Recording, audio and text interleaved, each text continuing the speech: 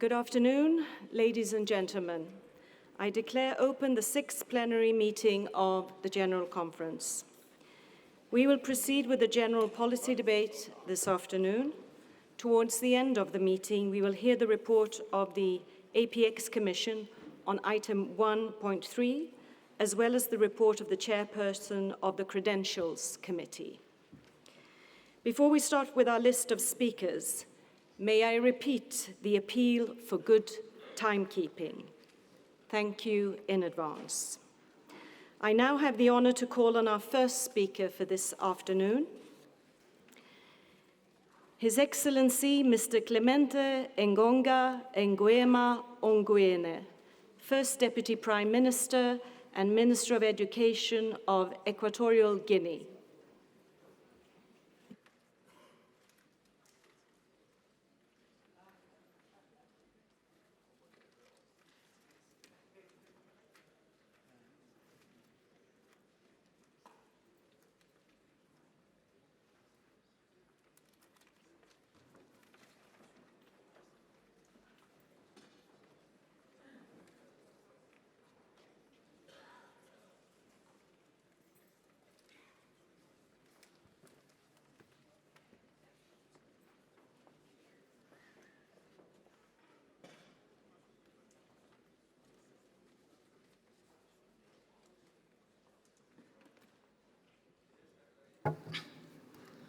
Excelentísimo señor presidente, excelentísimo señor presidente del Consejo Ejecutivo, excelentísima señora directora general de la UNESCO, excelencias, señoras y señores.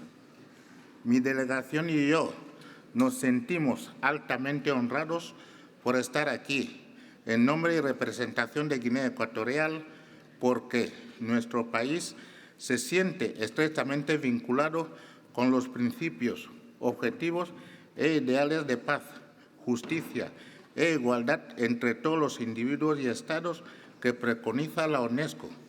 Nuestra condición de miembro de esta prestigiosa organización internacional nos interpela a asumir estos principios y valores que fundamentan la razón de ser de la UNESCO, como institución del sistema de las Naciones Unidas que promueve la educación, la ciencia y la cultura. Es dentro de esta perspectiva que Guinea Ecuatorial, como Estado miembro de la UNESCO, viene trabajando estrechamente con esta organización en diferentes ámbitos de desarrollo. Esta voluntad manifiesta de cooperación con la UNESCO ha quedado patentizada con la firma de un acuerdo de cooperación que, de entre otros componentes, incorpora el proyecto de gestión de la Universidad Afroamericana de África Central, AUCA, institución universitaria con vocación de apertura, no solo para los nacionales ecuatoguineanos, sino también para estudiantes y estudiosos de cualquier país del mundo. Señor presidente, para el Gobierno de Guinea Ecuatorial, la UNESCO es el principal organismo del sistema de las Naciones Unidas creados para lograr la paz mundial, el bienestar y la seguridad de los pueblos y naciones, la igualdad y la dignidad de los seres humanos. Por eso, pensamos que todos los estados de la comunidad internacional deben apoyar solidariamente su acción para alcanzar sus objetivos en la educación, la ciencia y la cultura, que deben constituir un patrimonio universal asequible para toda la humanidad sin exclusiones. Por ello, el Gobierno de Guinea Ecuatorial ha concebido también, junto con la UNESCO, la institucionalización del Premio Internacional UNESCO Guinea Ecuatorial para las Ciencias de la Vida. Excelencias, me permito anunciarles que Addis Abeba, capital de Etiopía, albergará los actos de la próxima quinta edición de la entrega del Premio Internacional UNESCO Guinea Ecuatorial, acto que se desarrollará al margen de la celebración de la Cumbre de la Unión Africana. Guinea Ecuatorial se sentirá muy complacida si pudiese contar en dicho acto con el calor y la presencia de todos los países miembros de la UNESCO aquí presentes. Señor presidente, dado los desafíos que afronta nuestra organización, Guinea Ecuatorial se alinea al presupuesto que permite a la UNESCO ejecutar todos los programas y proyectos que tiene diseñado.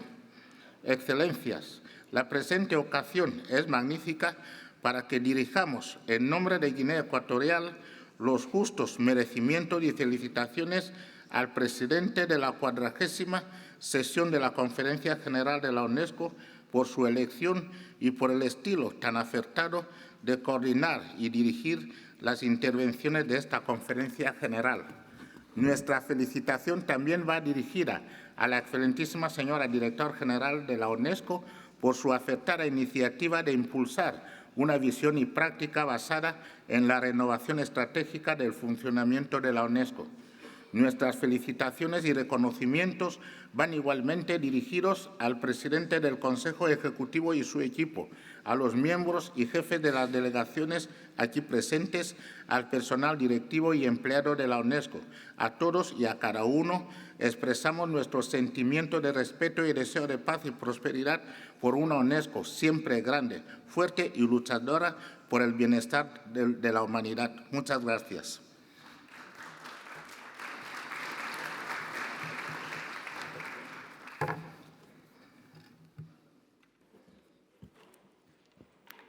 Thank you, Your Excellency. Our next speaker is His Excellency Mr. Laurent Anselmi, Minister of Foreign Affairs and Cooperation of Monaco.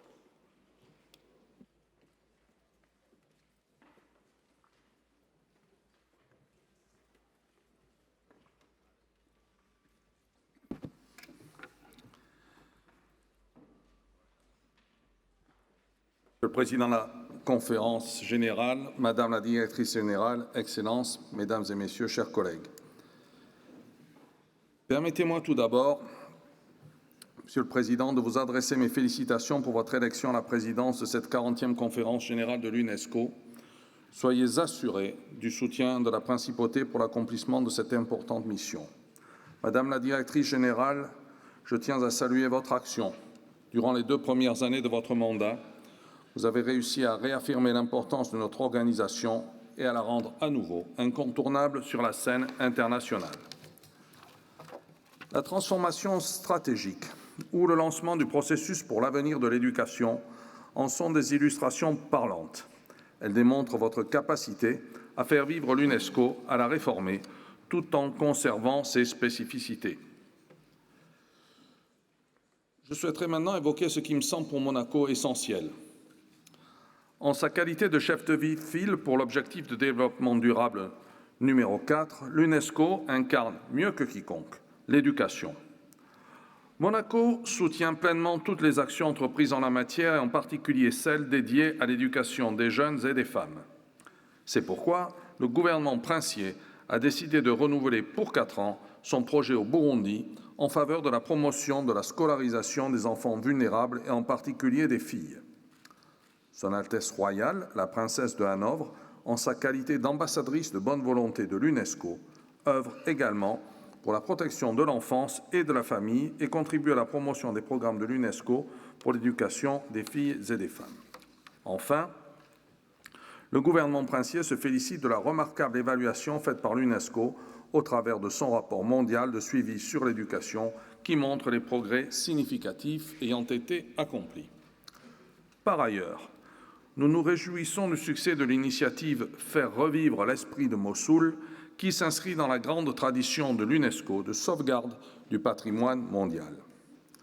Monaco est fier d'y avoir participé en contribuant au Fonds d'urgence pour le patrimoine, mécanisme précieux pour la préservation du lait des siècles passés et pour la reconstruction de la paix.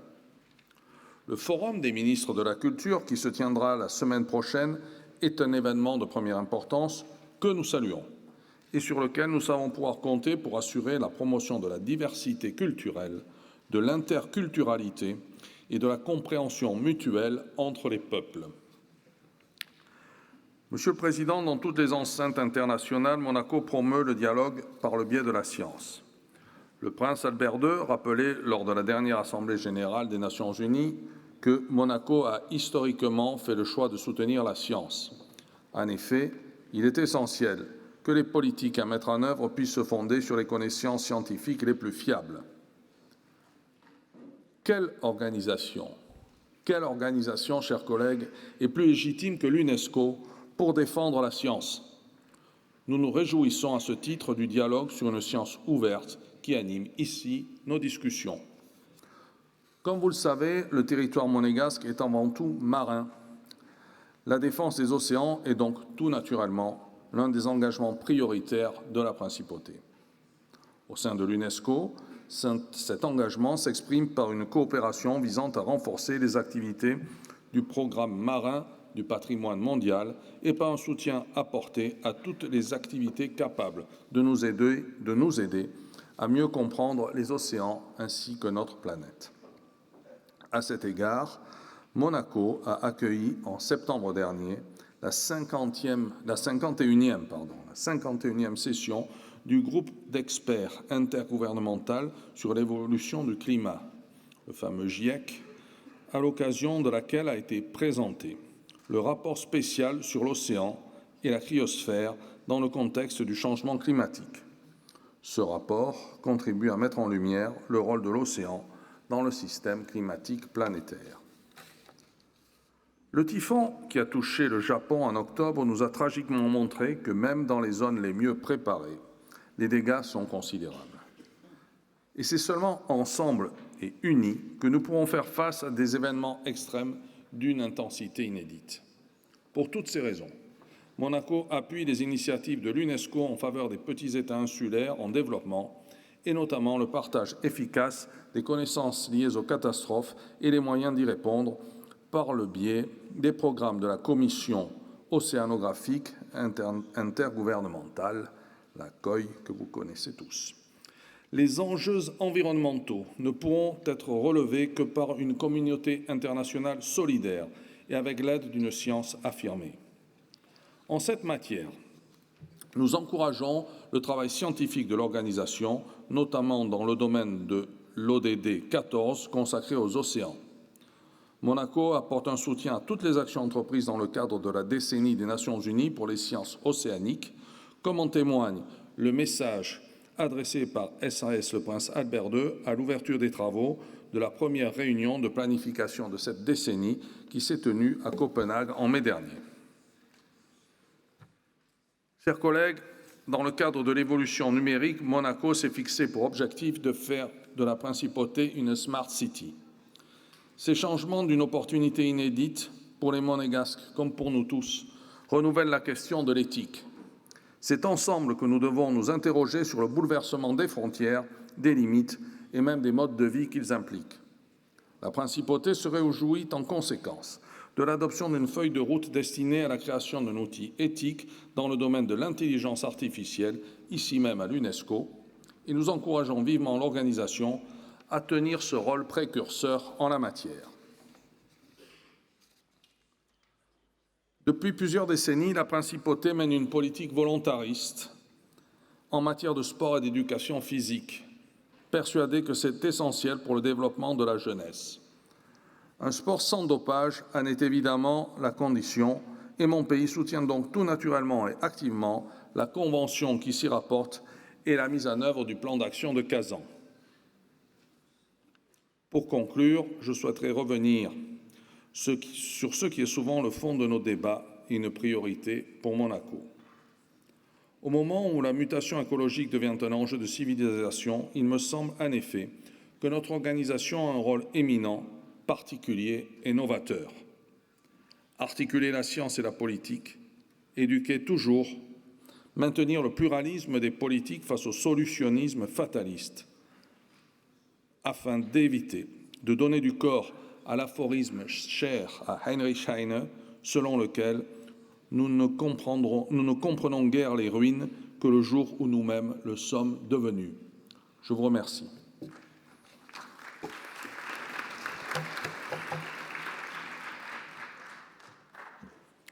Thank you, Your Excellency. Our next speaker is His Excellency Mr. Dato Hamza Suleiman, Minister of Education of Brunei Darussalam.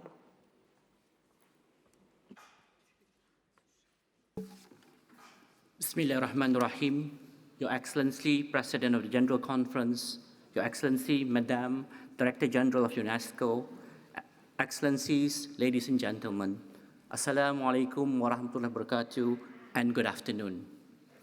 Let me begin by congratulating Your Excellency, Mr. Ahmad Alte Cengize, on being elected as the President of the 40th UNESCO General Conference.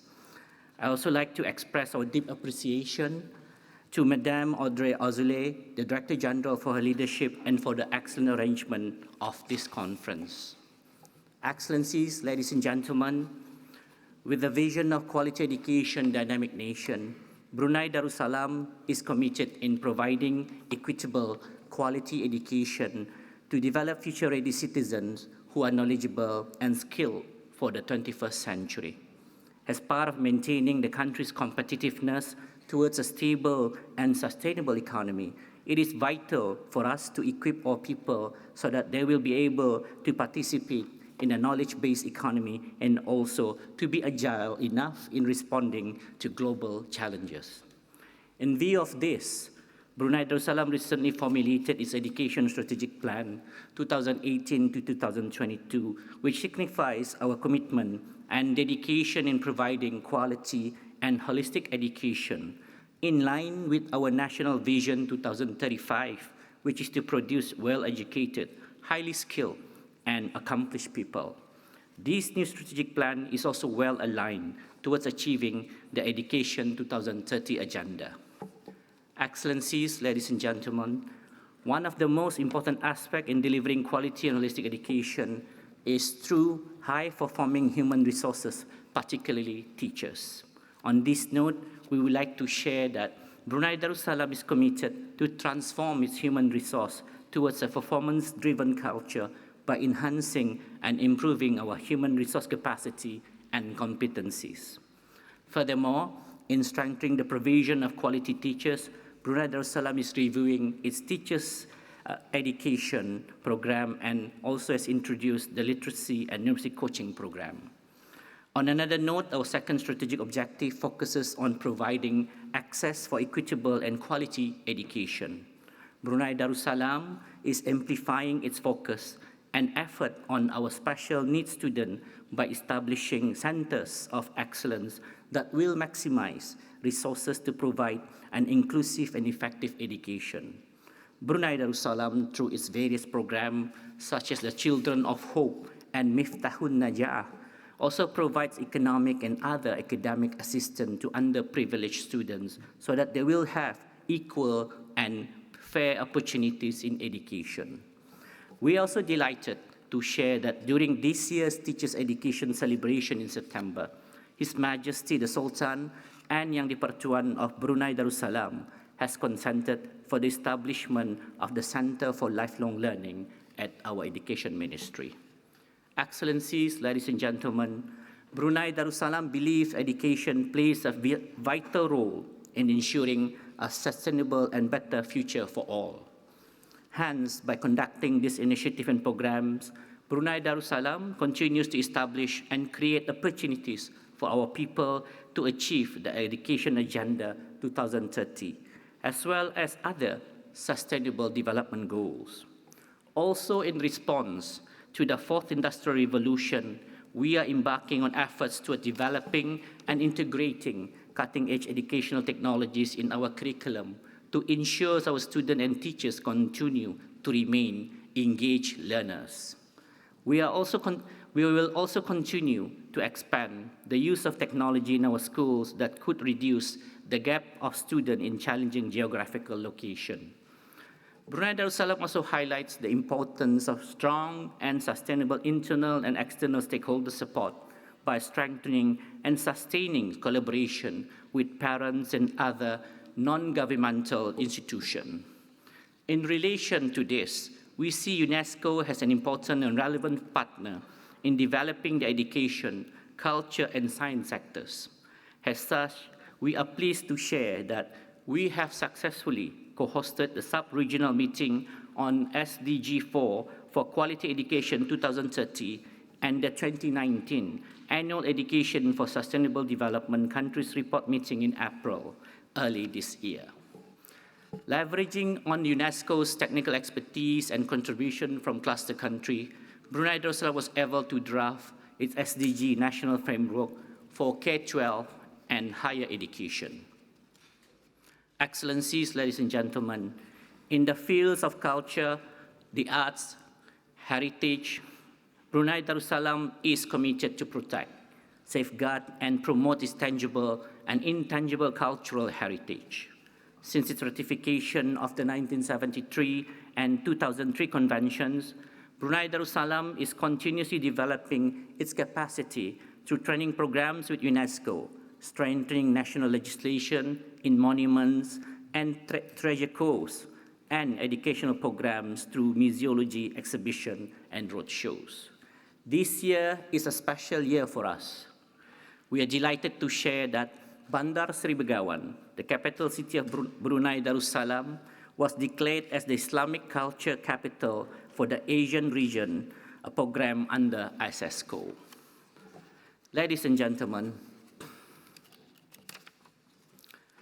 we commend the dedication and commitment of UNESCO in assisting member states in achieving their various educational, cultural, and scientific agendas. We believe UNESCO will continue to remain relevant, especially to countries like us who need necessary technical assistance in capacity development, especially in the area of rapidly evolving technology and its impact on educational and cultural policies, in big data analytics and its application, in cultural conservation, and in scientific research and development. We look forward to further collaboration with UNESCO and its member states in this area. Excellencies, ladies and gentlemen, To conclude, I would like to reiterate our full commitment to UNESCO's constructive engagement in the education, science, and cultural fields around the world as part of its noble pursuit of world peace and solidarity. Thank you.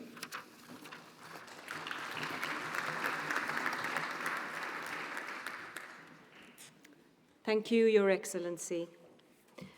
Our next speaker is His Excellency Mr. Ramiz Hassanov, Deputy Foreign Minister of Azerbaijan.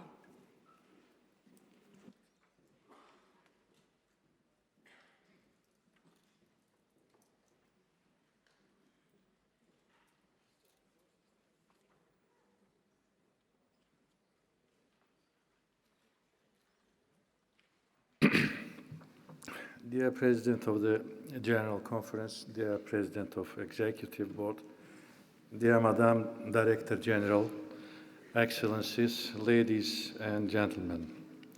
At the outset, I would like to congratulate Mr. Ahmet Altay Cengizer on assumptions on his presidency of the General Conference and express our gratitude to Madam Zahur Aloui for the hard work in presiding of the 39th session of General Conference. Ladies and gentlemen, today, in a globalized world, multilateralism and inclusive cooperation among member states are the key factors to achieve such important areas of human life as quality education for all, open access to information, environmental protection, overall better social and economic condition for citizens without difference of their race, religion, or ethnic background.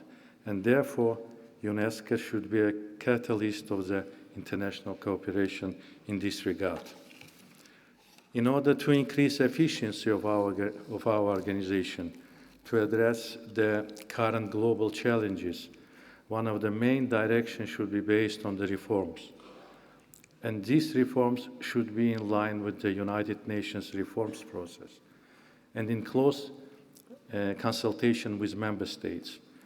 With very limited budget, the organization has to avoid duplication within UN agencies and rather focus on its core mandate clearly outlined in the Constitution. Therefore, we believe that the strategic transformation reforms launched by the Director General, Madame Azoulay, won't be for the sake of reforms, but the opportunity to make our organization stronger, more result-oriented, and visible in the international arena. Azerbaijan spares no efforts to uphold member states in achieving the CDG goals by allocating its financial and in-kind resources, paying particular attention to addressing the special needs of the developing and least developed countries, as well as those recovering from natural disasters. The Azerbaijan Funding Trust, established in 2013, is supporting UNESCO in advancing its core mission across the continents in such priority areas as girls' education, safeguarding tangible and intangible cultural heritage, science, and innovation technologies. It's also worth to mention Azerbaijan International Development Agency, which has been committed to provide humanitarian aid and international development assistance worldwide. Up till now, more than 90 countries have been benefited from the international aid, and the geography of the aid receiving countries is expanding every year. Azerbaijan will also continue its role as a staunch supporter of Africa's development, as well as South-South cooperation through capacity-building activities. As an emerging developing country, this issue is a top priority for Azerbaijan during our chairmanship at the non-aligned movement for the period of 2019-2022. As you all know, Baku successfully hosted the 18th Summit of the Heads of State and Government of the NAM last October. Ladies and gentlemen, Today, when we witness increased cases of deliberate destructions of cultural heritage during the armed conflicts, we can clearly state that overall the mandate of UNESCO as the main UN agency dealing with protection of heritage is more relevant than ever before. As a country suffering from the ongoing military occupation of its territories and destruction of its heritage by Armenia, Azerbaijan strongly supports the effective implementation of UNESCO standards setting mechanism in the field, most particularly the 1954 Hague Convention for Protection of Cultural Property in the event of armed conflicts.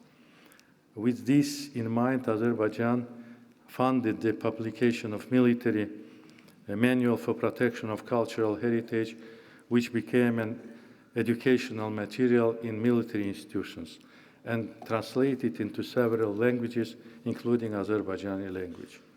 Honorable delegates, in cultural sector, Azerbaijan focuses on cultural and creative industries, as we believe that these industries are a driver and enabler of the sustainable development and key contributor of the 2030 CDGs. As an outcome of this state policy, just a few days ago, UNESCO designed the city of Baku as Creative City of Design. Another area of our shared commitment is protection of both cultural and natural heritage. We are proud to host this year the 43rd session of the World Heritage Committee, which is recalled as well as the first ever session giving a special emphasis to the sustainable development in Africa.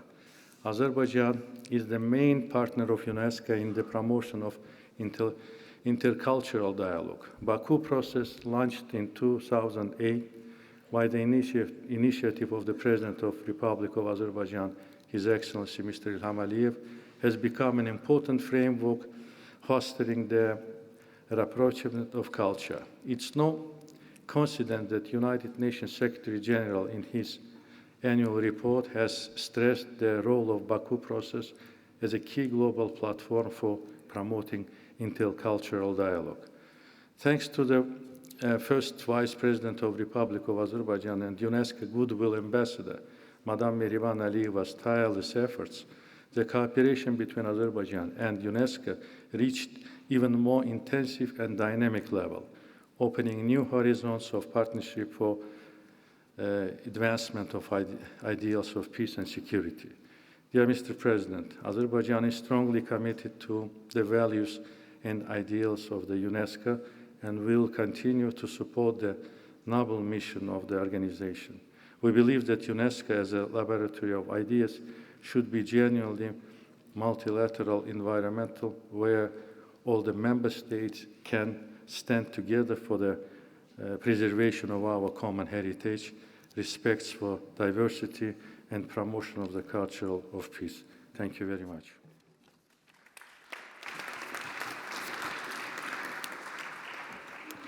Thank you, Your Excellency. Our next speaker is Her Excellency Ms. Candia Camara, Minister of National Education, Technical Education, and Vocational Training of Côte d'Ivoire.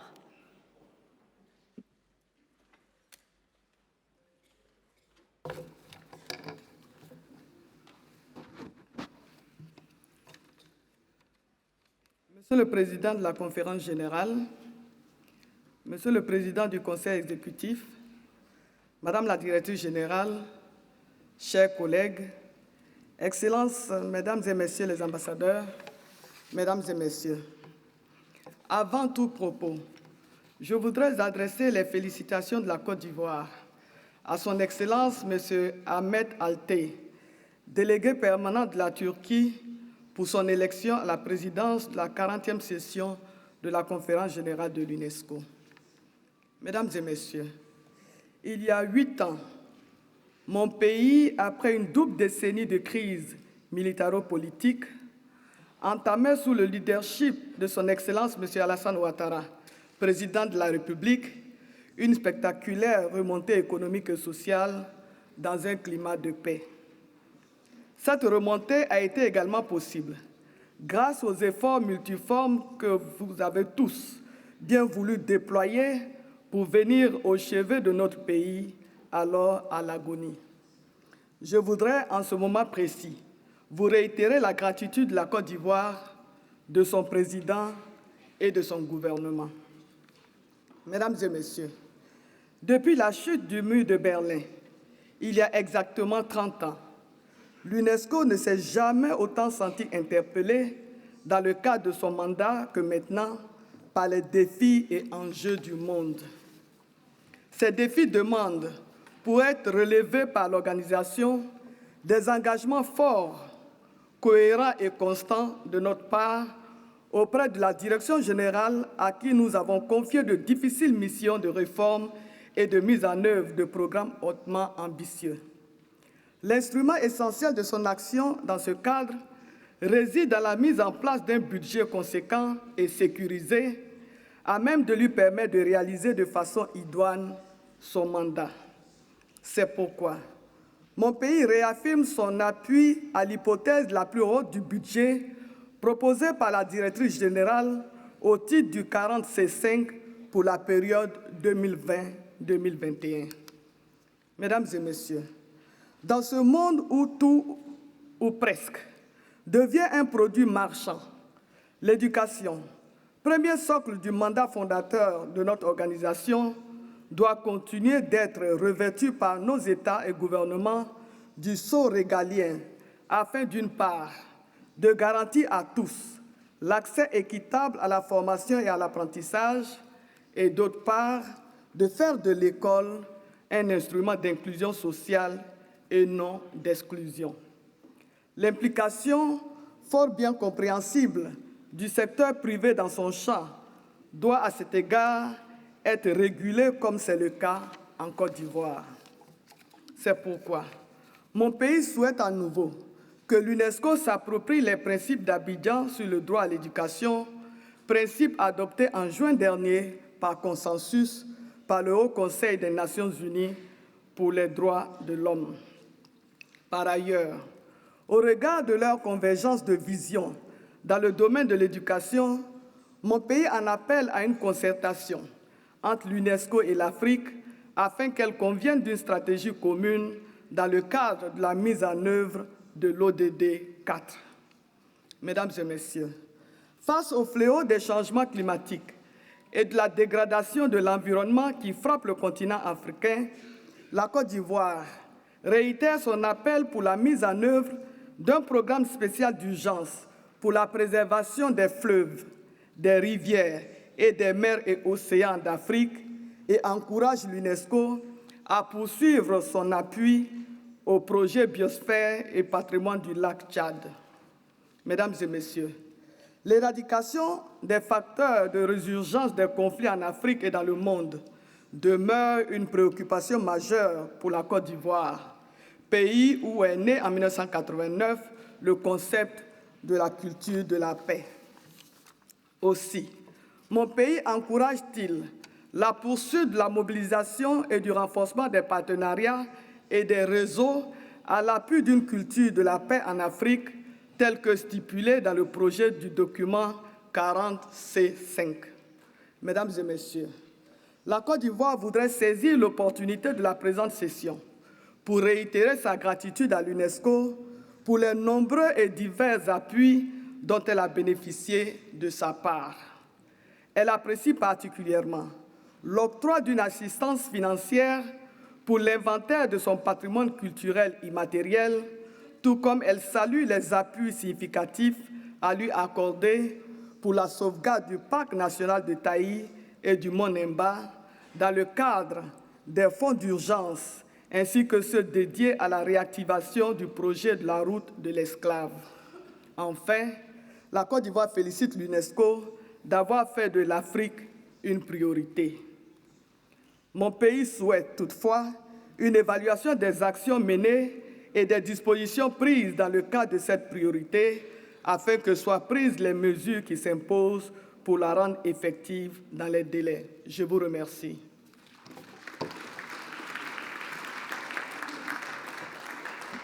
Merci. Thank you, Your Excellency. Our next speaker is His Excellency Mr. Brian Mushimba, Minister of Higher Education of Zambia.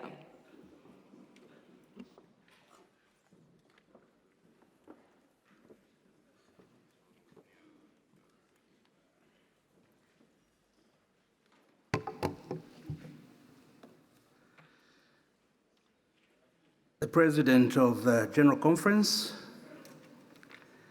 the Chairperson of the Executive Board, the Director General, distinguished delegates, Zambia wishes to join UNESCO member states in congratulating you, Mr. President, for being elected as the President of the 40th session of the General Conference.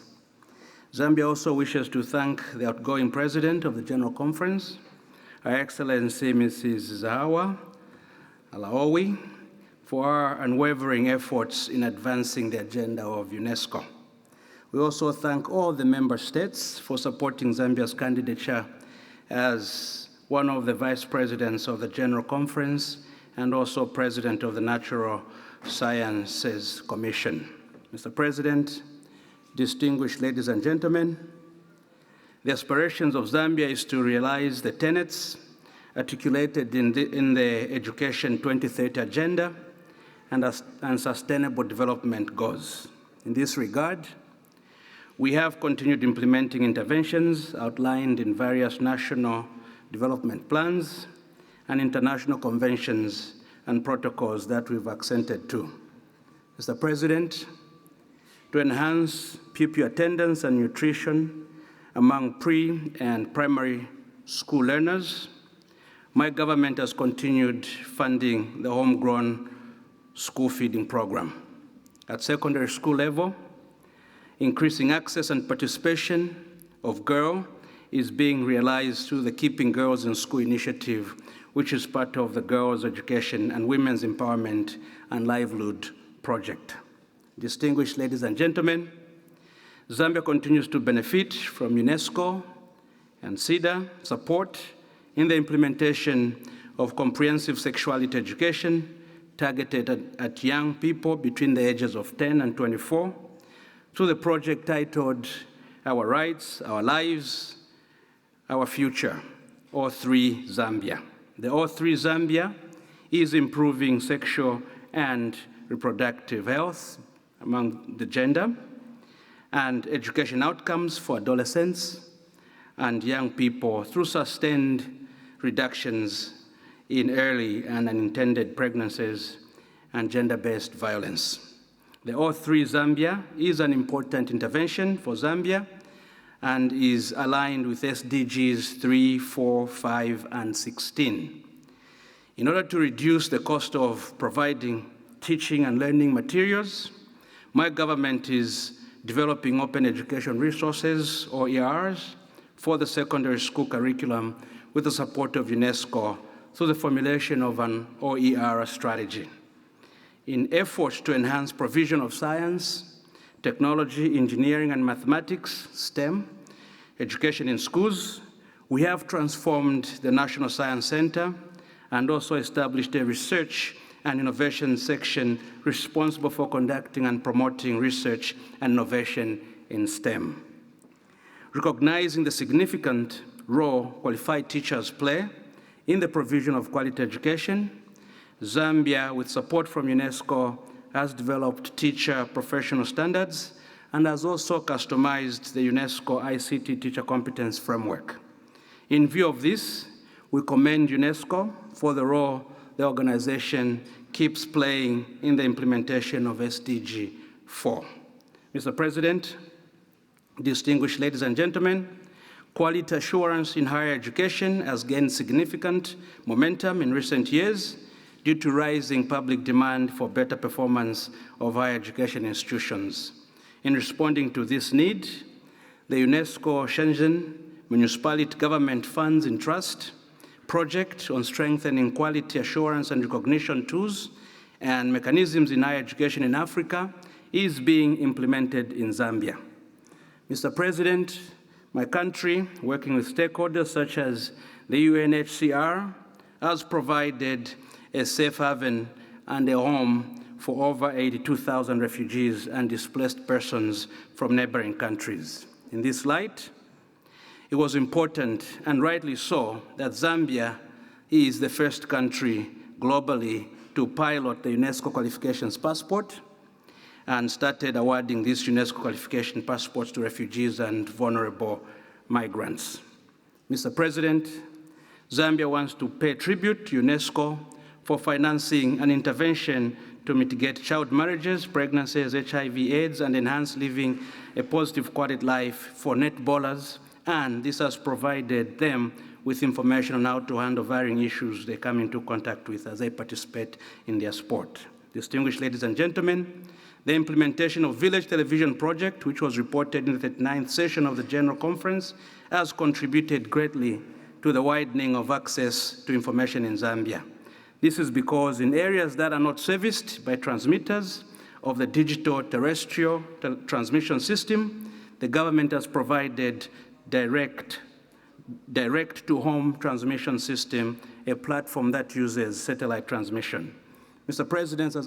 President, as I conclude, this session of the General Conference will examine very important matters, and some issues will have great bearing on the future of UNESCO.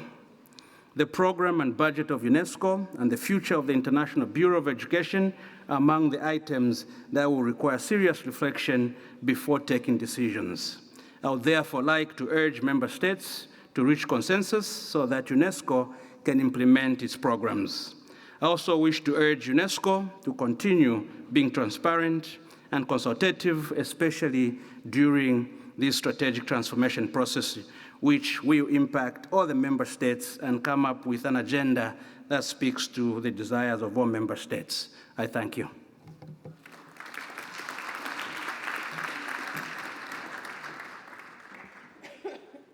Thank you, Your Excellency. Our next speaker is Her Excellency Honorable Ms. Jorien Voite, Minister Plenipotentiary of Sint Maarten.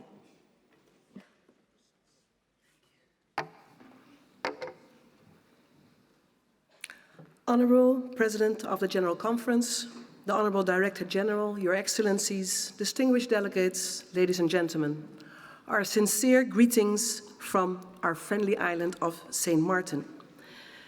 Mr. President, it is an honor as Minister Plenipotentiary that I stand here on behalf of the Minister of Education, Culture, Youth and Sport at the 40th session of the UNESCO General Conference to share the progress of St. Maarten on behalf of our government and our people. I am pleased to join the esteemed colleagues before me in congratulating you upon your election as President of this General Conference, and I wish you every success during your presidency. Ladies and gentlemen, 2 months ago, we were reminded once more of our own ordeal as we witnessed the horrific destruction of Hurricane Dorian in the Bahamas. Our sympathies are with our sisters and brothers who were impacted, and our prayers are with them as they go through their recovery.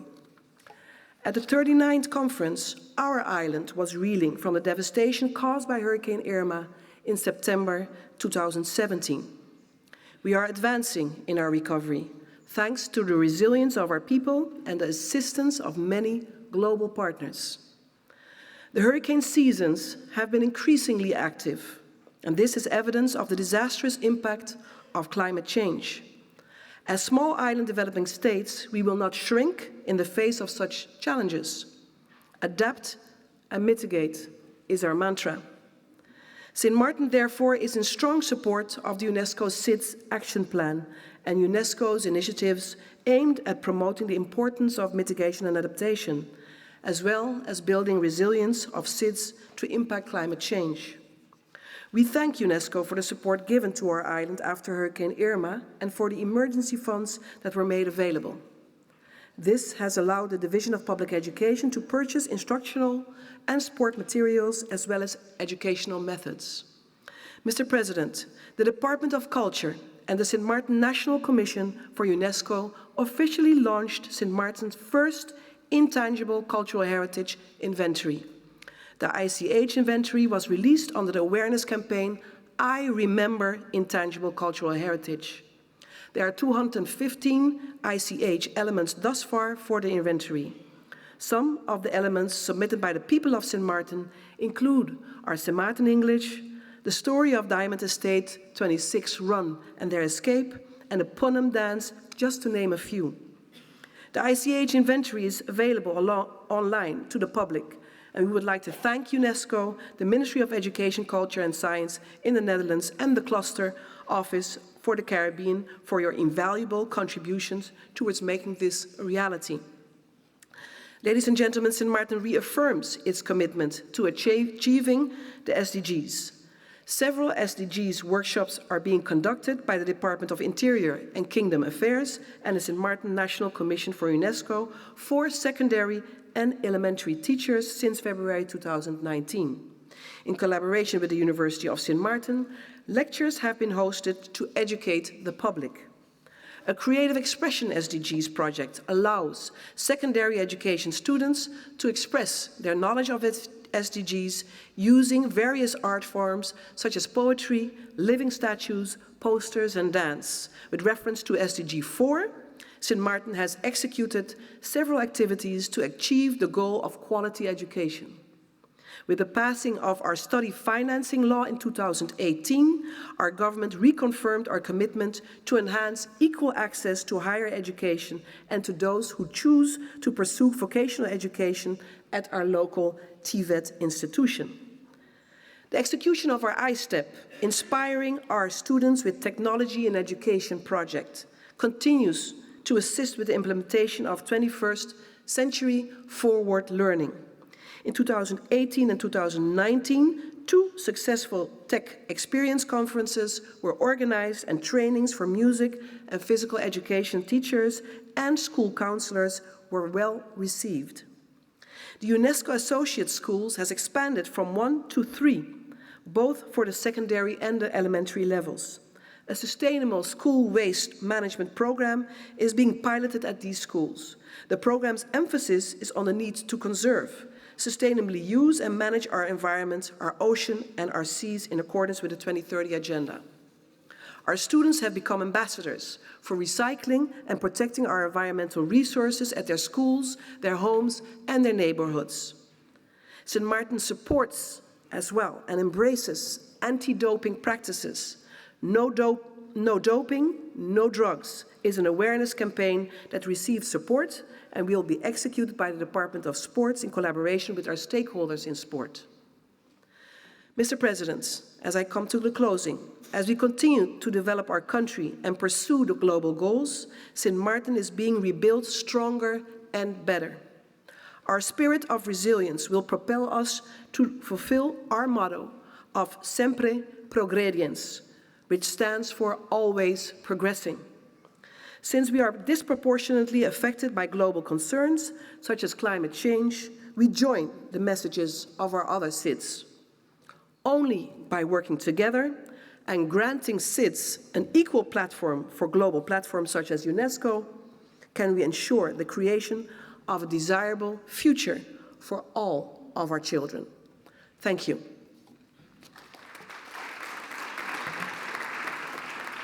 Thank you, Your Excellency. Shall I continue? Yes. And our next speaker is His Excellency Mr. Mamadou Talla, Minister of National Education of Senegal.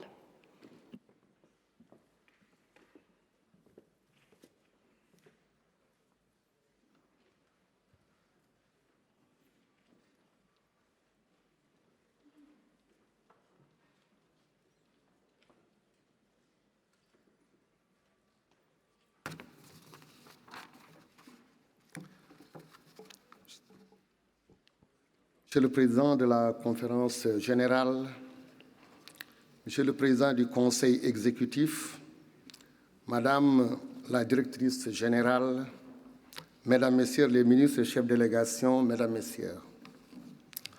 Monsieur le Président, à l'instar de ceux qui m'ont précédé, je voudrais vous féliciter pour votre élection à la présidence de notre présente session et vous souhaiter plein succès dans vos fonctions. Permettez-moi également de saluer le travail remarquable accompli par votre prédécesseur, l'ambassadeur Zoul Alaoui. Je voudrais aussi saluer le leadership du président du Conseil exécutif, remercier Madame la directrice générale qui a largement contribué à donner un souffle nouveau à l'UNESCO. Monsieur le Président, notre monde est actuellement confronté à des défis majeurs: réchauffement climatique, montée de l'extrémisme violent, destruction de notre patrimoine commun, pour ne citer que cela.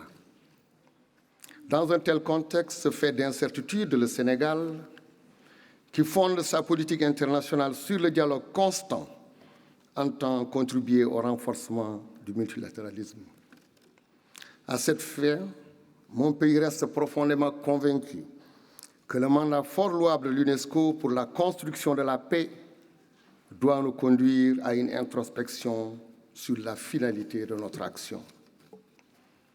En effet, pour l'atteinte des objectifs de développement durable, notamment l'ODD 4, nous devons faire montre de plus de pragmatisme afin de respecter nos engagements.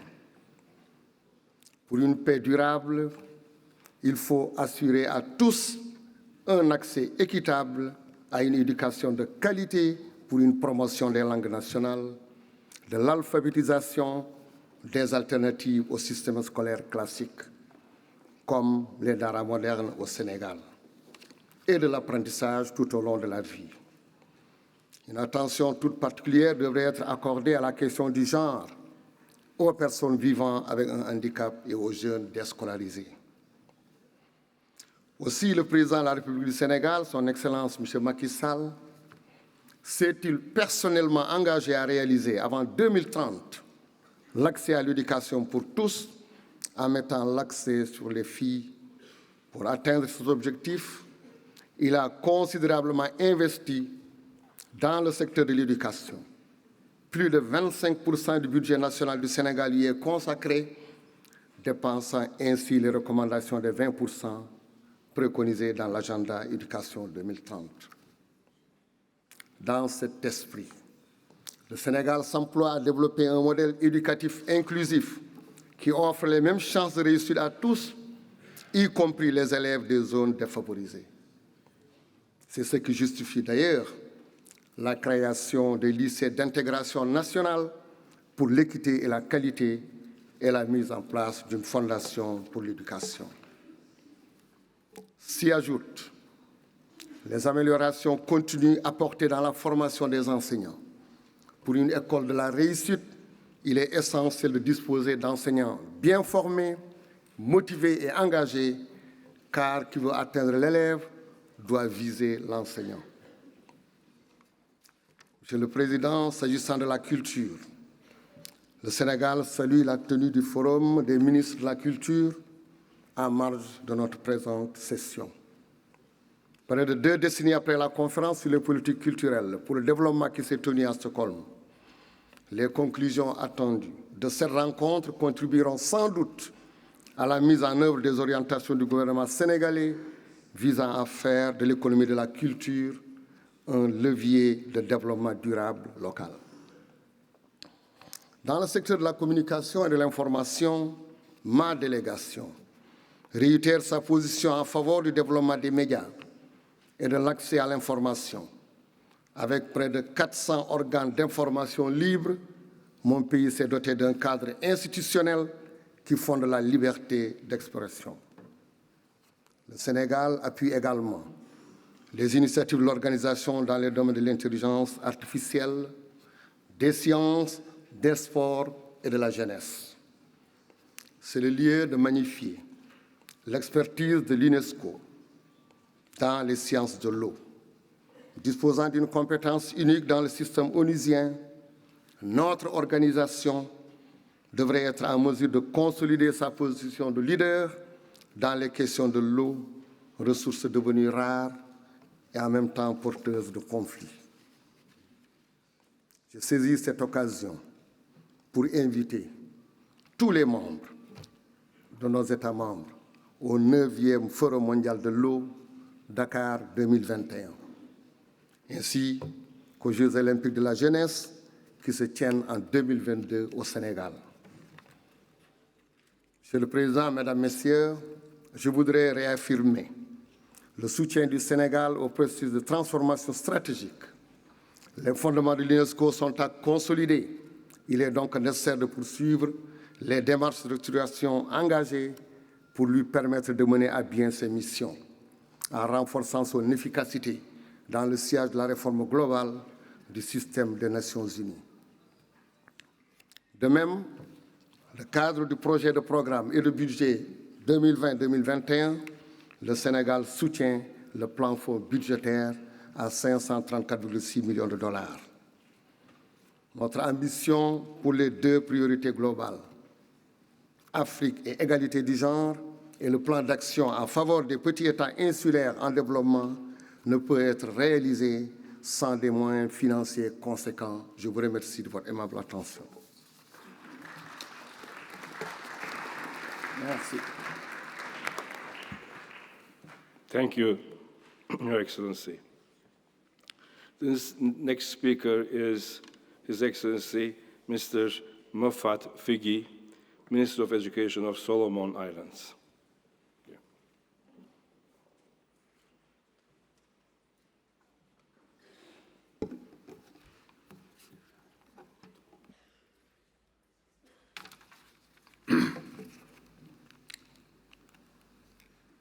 President of the General Conference, Chair of the Executive Board, Madam Director General, Excellencies, distinguished delegates, ladies and gentlemen. It is my distinct honor to be present today at this 40th UNESCO General Conference. Mr. President, first and foremost, allow me to register my appreciation to the Director General of UNESCO for the apt administration at the UNESCO headquarters and the able leadership through the UNESCO system as a whole.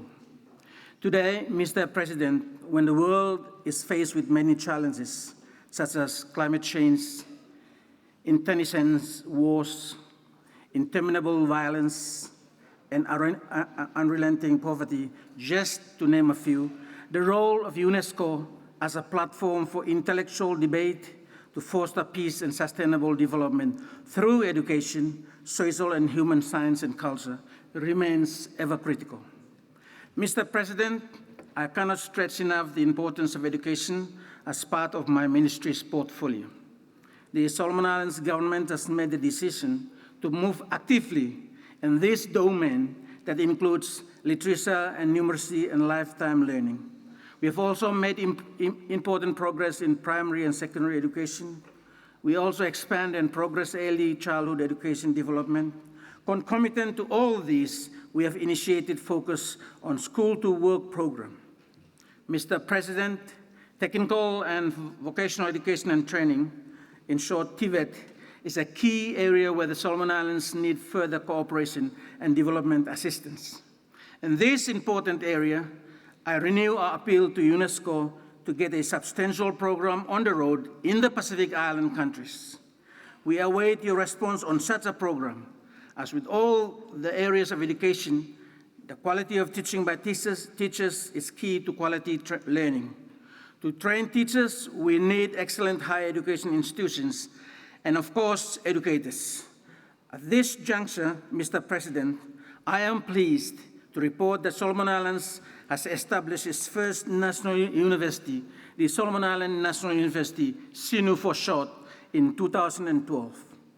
This is progress we have made towards achieving SDG 4 target 4.3. As such, Mr. President, we are now able to accommodate a greater number of students who wish to do tertiary training. These trained people, Mr. President, are essential for our labor market. In the area of culture, Mr. President, we are making progress, especially in the areas of intangible heritage and creative industries. Mr. President, Solomon Islands has ratified the Convention on Intangible Cultural Heritage on the 11th of May 2018, last year. This convention has been entered into force on the 11th of August 2019, a year after. So Solomon Islands is the 178th UNESCO state to join and the 13th state in the Asia-Pacific region to do so. But Mr. President, sir, we need further and better focused support from UNESCO. Mr. President, I wish to reiterate again that climate change and particularly natural catastrophes such as earthquakes, tsunamis, and cyclones are life-threatening realities to vulnerable small island states in the Pacific, Solomon Islands included. I would like to once again call on UNESCO and our development partners to assist us in strengthening of early warning systems and support for disaster preparedness programs. Mr. President, Solomon Islands is concerned about the budget cuts affecting our region. This has drastically affected the services provided by the field officer in Apia, Samoa. Mr. President, this is the only office responsible for UNESCO work in the 17 Pacific Island countries we come from. Here, Mr. President, I wish to make a strong appeal to UNESCO to strengthen the regional office and make good on previous promises to be more effective on the ground. Mr. President, although we come from small island states in the Pacific, our peoples are burdened by some of the largest problems in the world. Make very, very sure, Mr. President, sir, that your view of us is not jaundiced by the continental bias and the prejudice most non-Pacific Islanders have suffered us for umpteen years. Mr. President, as you would appreciate, Pacific Islanders are no less important than the rest of us. In conclusion, Mr. President, sir, I wish to categorically state that Solomon Islands assures UNESCO of the support, the continuation, and ongoing educational programs towards the achievement of SDG 4, quality education for all Solomon Islanders. Mr. President, I wish UNESCO every success in all its work now and in the coming years. Sir, I thank you.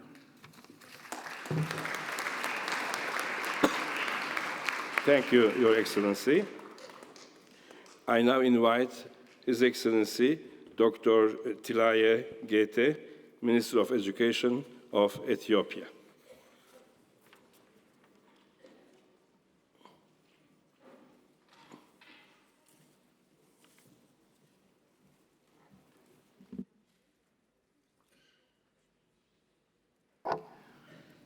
Mr. President of the General Conference, Mr. Chairperson of the Executive Board, Madam Director General, Excellencies, ladies and gentlemen. Allow me to congratulate you, Mr. President, upon your deserved election as Chairperson of the General Conference. I also applaud the Director General and the Secretariat for the great work they are doing and their tireless effort in ensuring the successful conduct of our session.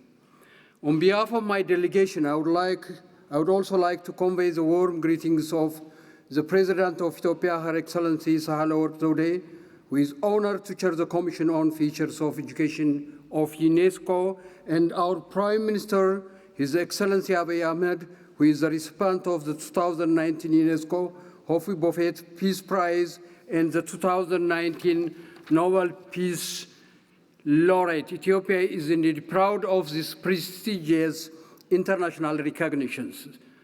They are vivid testimonies of the positive momentous changes that are currently ongoing in the country. We are building democratic institutions. We have leveled the playing field for open, fair, and free political competition. We are strengthening the rule of law, the respect of human rights, including freedom of expression and pluralistic media. As a testament to these momentous political changes, we are given the honor and have successfully hosted the 2019 World Press Freedom Day in our capital, Addis Ababa. We appreciate the confidence and the honor bestowed upon us by UNESCO and the international community. We are undertaking new momentous economic reforms guided by homegrown policies targeting inclusive prosperity agenda and have created the conducive conditions for the continuation of fast and inclusive economic growth. Education, science, technology, and innovation are at the heart of our strategy to transform our society through developing a new education and training roadmap. We have made and are making great strides in making education accessible to all throughout our country. We are working hard to improve quality at all levels.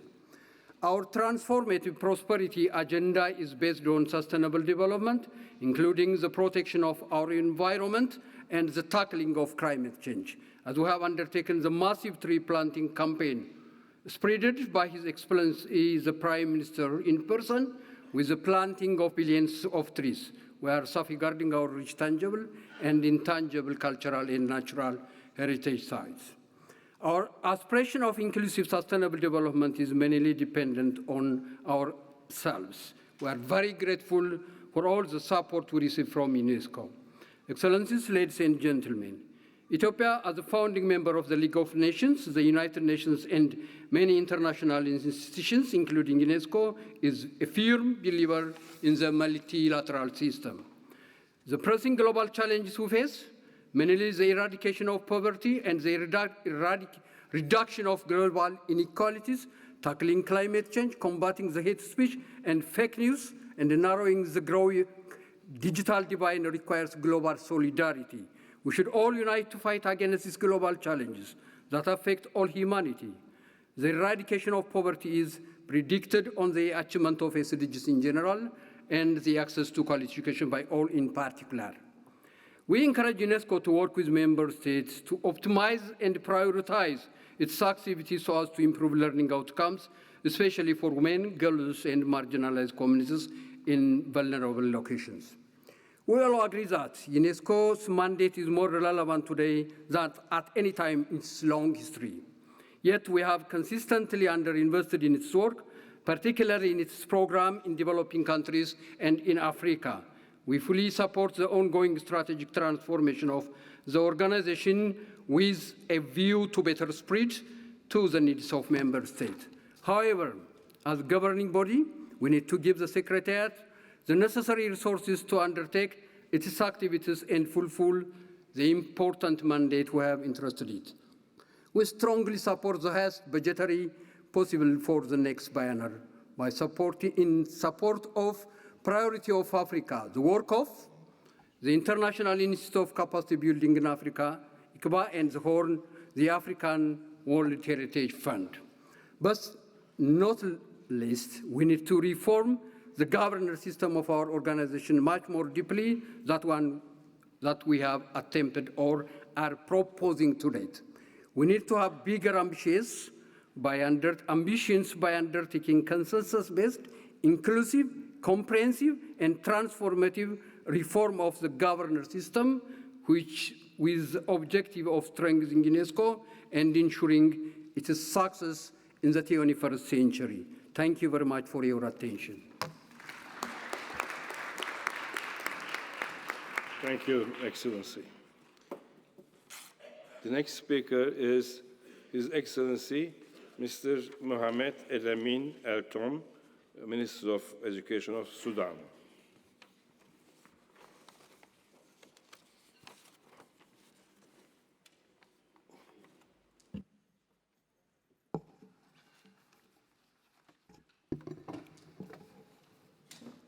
السيد رئيس المؤتمر العام، السيد رئيس المجلس التنفيذي، السيدة المديرة العامة لليونسكو، السيدات والسادة الوزراء وأعضاء الوفود المشاركة، السلام عليكم ورحمة الله.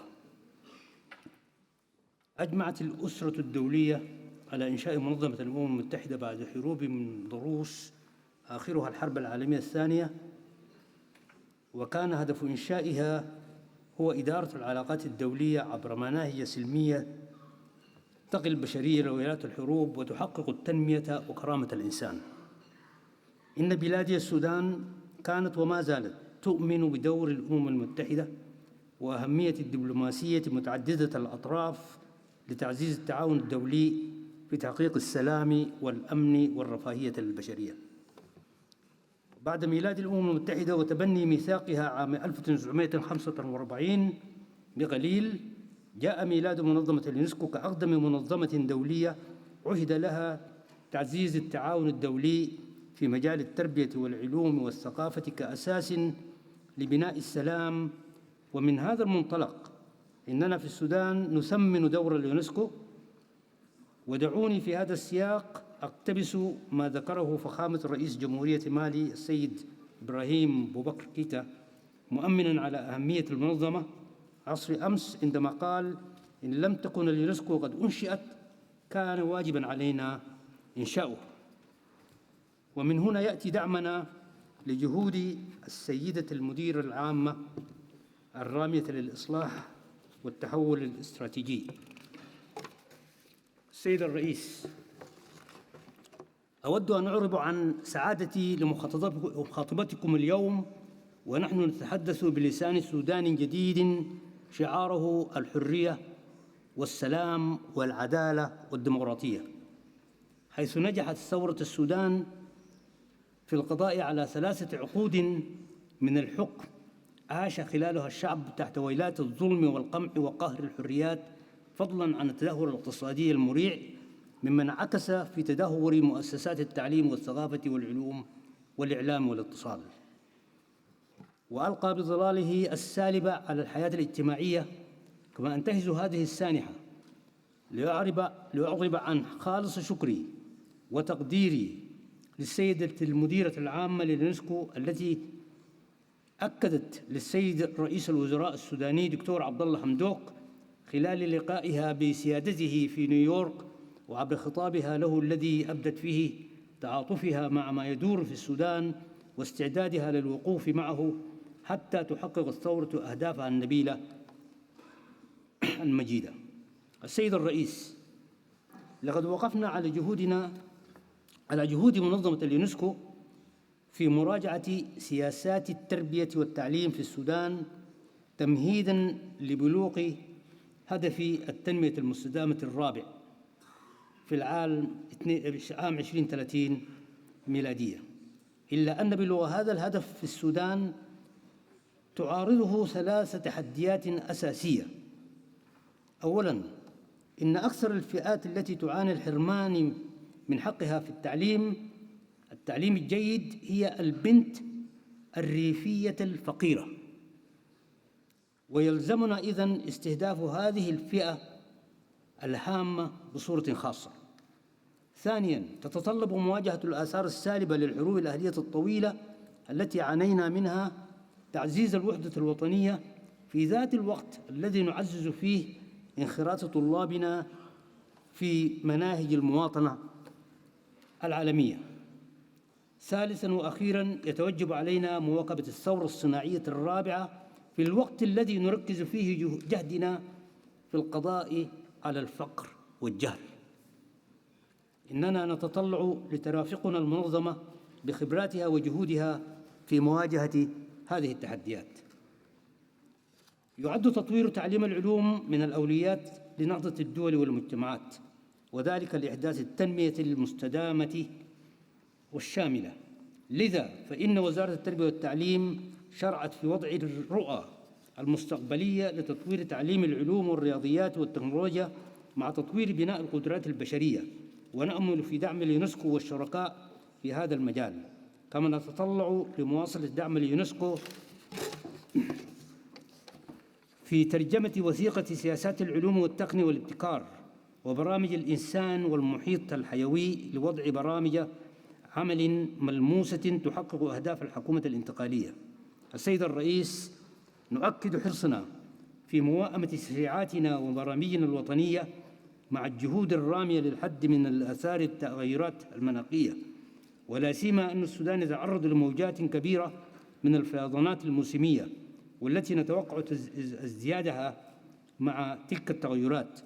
ونتطلع أيضاً لتقديم مشروع متكامل بمساعدة اليونسكو لمقابلة تحديات الفيضانات والاستفادة من تلك الموارد عن طريق حصاد المياه.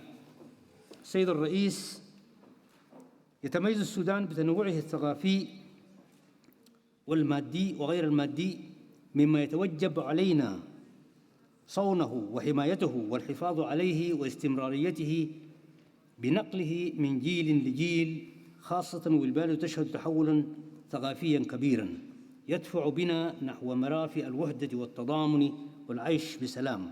كما أن السودان غني بالمواقع الأثرية والتاريخية والطبيعية التي أدرجت بعضها في السجل العالمي للتراث والبعض الآخر في القائمة التمهيدية. السيد الرئيس، نستشرف اليوم في بلادنا تحولاً اجتماعياً كبيراً مما يستدعي عملاً كبيراً مع الشركاء لوضع سياسات منصفة للشباب والنساء وتأهيلهم تعزيزاً للسلم الاجتماعي وللمشاركة بشكل فعال في مناحي الحياة الاقتصادية والاجتماعية والسياسية وتعزيز ثقافة السلام. إن حرية التعبير وحرية الصحافة دور بارز في المجتمعات الديمقراطية، وخطى السودان في هذا الاتجاه خطوات هامة، حيث بدأنا بمراجعة سياسات وقوانين قطاع الإعلام لضمان إعلام حر وشفاف وقادر على أن يعبر عن قضايا المواطنين، ونتطلع للعمل معكم لسد الفجوة الرقمية. السيد الرئيس، إننا نثمن وجود اليونسكو في الميدان، وفي هذا السياق نشيد بالدور الكبير الذي يطلع به مكتب اليونسكو في الخرطوم، والذي حقق حضوراً للمنظمة في بلادي، ونتطلع إلى دعم هذا المكتب بما يمكنه من القيام بدوره كاملاً. وختاماً، أتمنى لمؤتمرنا العام النجاح بما يجسد الأهداف السامية لمنظمة اليونسكو، ولكم جزيل الشكر لحسن استماعكم.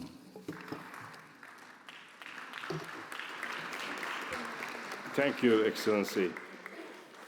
I now invite Her Excellency Ms. Lilia Alfredsdottir, Minister of Education, Science and Culture of Iceland.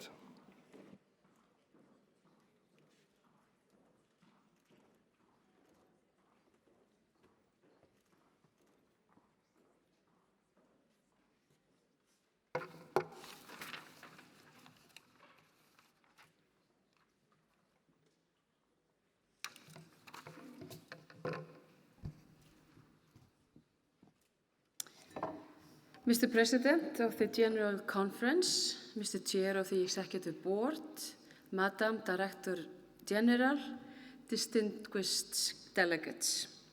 It is a great pleasure to be with you here today.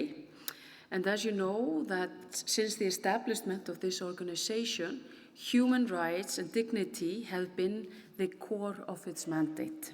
Today, this mandate is as vital as ever.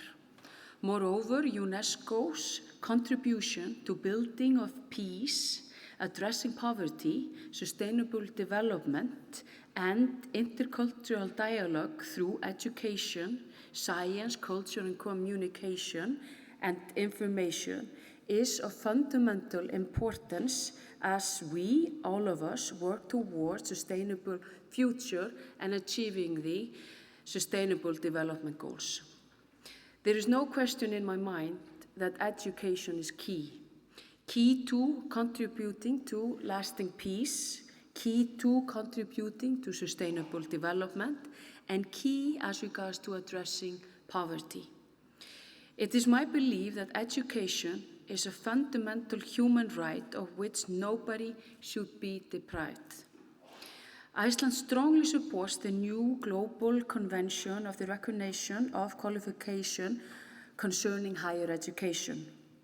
By providing such a global regulatory framework, we not only provide greater opportunities for students, staff, workforce, but we also promote increased quality and cooperation in both higher education and research. In doing this, we strengthen dialogue, knowledge, and responsible citizenship globally. Excellencies, UNESCO has strengthened its work in the past few years, as was inter alia reflected in the strong MOPAN assessment presented earlier this year, not only on the program level, but also showing clear strategic vision aligned with the 2030 agenda and a results-oriented leadership. My government has confidence in the UNESCO's capacity to deliver on its objectives. This year, we signed our first partnership framework agreement with UNESCO, which will serve as a foundation for Iceland's engagement with the organization in the coming years. Iceland's new international development cooperation policy sets forth priorities that align well with the UNESCO's mission and mandate. And for the first time, UNESCO is included in the policy as one of our partner organizations in supporting the realization of Sustainable Development Goals. Emphasis will be placed on the quality of basic education, improved access to education in developing countries. Hence, UNESCO plays a key role through its capacity development education. This provides capacity building education system will be strengthened as a result of this. Iceland was one of the founding members of the CAP-AD program in 2003, and we're happy to show our renewed support. In addition, we're bringing the flagship of Iceland's international development cooperation under the auspices of UNESCO with the proposed establishment of Category 2 Center in Reykjavik, named the International Center for Capacity Development. The center will be in the fields of geothermal energy, fisheries, land restoration, and gender equality. In bringing these training programs together under one umbrella, Iceland will, in partnership with UNESCO, work on an increasing capacity of developing countries and contributing to their achievement of the SDGs. Mr. President, nature is highly valued in my country, and combating climate change is a priority for my government. The effects of climate change are very visible in Iceland, where we are witnessing rapid melting of the ice cap and even the disappearance of some glaciers in one generation. Hopefully, focus and awareness of the importance of ice caps will help towards finding a response to this pressing issue. We were very pleased to see Iceland's Vatnajökull National Park added at the list of Natural World Heritage in Baku. The park includes iconic volcanic region and a dynamic nature of fire ice, which covers an area composing nearly 14% of Iceland's territory, as well as Europe's largest glacier. I'll tell you, close to Vatnajökull, the grandmother of my children is raised up, and we can actually see by visiting each summer the glacier getting smaller and smaller. It is unbelievable to see the power of the rapid climate change in Iceland. Ladies and gentlemen, let me conclude. UNESCO's role as champion of peace, understanding, and tolerance is as urgent and vital as ever. Quality education, gender equality, and sustainability must be cross-cutting themes in all our work. Iceland is firmly committed to playing an active role in contributing to UNESCO's role and thereby working towards our common good. Thank you very much for your attention.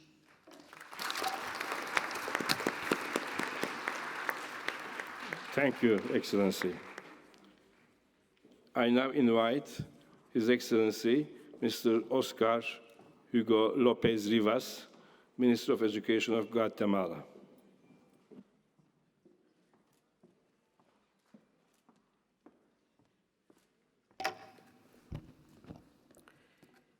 Señor Presidente de la Conferencia General, Señor Presidente del Consejo Ejecutivo, Señora Directora General, Señoras y señores ministros, secretarios de Estado y jefes de delegación, honorables embajadores, delegados permanentes, señores y señores amigos de Guatemala. Quiero expresar un saludo fraternal en nombre del Gobierno de Guatemala y especialmente del Presidente Constitucional de la República, Jimmy Morales Cabrera. Es un honor como Ministro de Educación representar a mi país en ocasión de la 40ª reunión de la Conferencia General de esta organización, la cual consideramos inmensamente significativa para contribuir a la paz y a la seguridad en el mundo. Guatemala ha realizado acciones en el seno de esta organización que demuestran un claro compromiso con la promoción de la paz y la construcción de sociedades fuertes a través de la interconexión de la educación, la ciencia, la cultura, la comunicación e información, pilares fundamentales de la UNESCO. Guatemala se distingue por su diversidad lingüística y cultural, en donde conviven 4 pueblos, mestizo, maya, xinca y garífuna, con sus idiomas y tradiciones, que son un importante patrimonio inmaterial para la humanidad. La herencia patrimonial de la cultura maya dejó un legado de sitios arqueológicos, centros ceremoniales, observatorios astronómicos y arte milenarios, que junto con la arquitectura de la época colonial constituyen un valioso patrimonio nacional y mundial. Guatemala está comprometida con la protección del patrimonio cultural. Muestra de ello es la participación activa en los comités de patrimonio mundial y patrimonio inmaterial en la que participamos. Aprovecho para hacer un llamado a la comunidad internacional a intensificar y visibilizar los esfuerzos para la lucha contra el tráfico ilícito de bienes culturales, así como a reflexionar en innovadoras y eficaces mecanismos para la restitución de bienes patrimoniales a sus pueblos de origen. Reiteramos nuestro apoyo para la protección de los periodistas. La libertad de expresión es un elemento fundamental para la democracia. El desarrollo y el diálogo constituyen un derecho universal, por lo que ninguna voz debe ser apagada, y mucho menos por causa de la violencia. Para Guatemala, el fortalecimiento de la educación es importante y su aporte es esencial para el cumplimiento de la Agenda 2030, especialmente del ODS 4, que se refiere a la educación de calidad. Es oportuno señalar que la política educativa de Guatemala se armoniza con el ODS 4 al enfocar sus planes e implementar procesos educativos dirigidos a una educación inclusiva, equitativa y de calidad para todos los guatemaltecos. Guatemala ha dado pasos importantes en materia de educación, evitando la caída de la tasa neta de escolaridad, haciendo eficientes los procesos de acceso a la misma, incrementando la cobertura educativa en todos los niveles, desarrollando textos escolares en 14 idiomas mayas para educación primaria y por primera vez textos para el nivel secundario, creando un programa de alimentación escolar que ha permitido dignificar a los estudiantes con la posibilidad de recibir en la escuela un tiempo de comida. Por primera vez en la historia, finalizamos el ciclo escolar 2019 con 193 días de clases sin interrupciones, sin huelgas magisteriales. Hemos retomado la Rectoría de la Educación para la Primera Infancia y con apoyo de UNICEF hemos abierto los primeros 382 centros comunitarios para el desarrollo infantil temprano. Se aprobó la reforma del Currículo Nacional Base para secundaria, dando énfasis a la preparación de los jóvenes para su inserción en el mundo laboral. Se impulsa el proyecto de inserción educativa y laboral para jóvenes con discapacidad. Se desarrollan y fortalecen los programas de inclusión, educación bilingüe intercultural y se promueve la igualdad para la educación de las niñas y las mujeres. Se creó el Viceministerio de Educación Extraescolar y Alternativa para dar cumplimiento a que toda la población tenga derecho a la educación a lo largo de la vida. En él se impulsa la certificación de competencias laborales para las personas que no han ido a la escuela, pero han logrado expertise en alguna ocupación u oficio.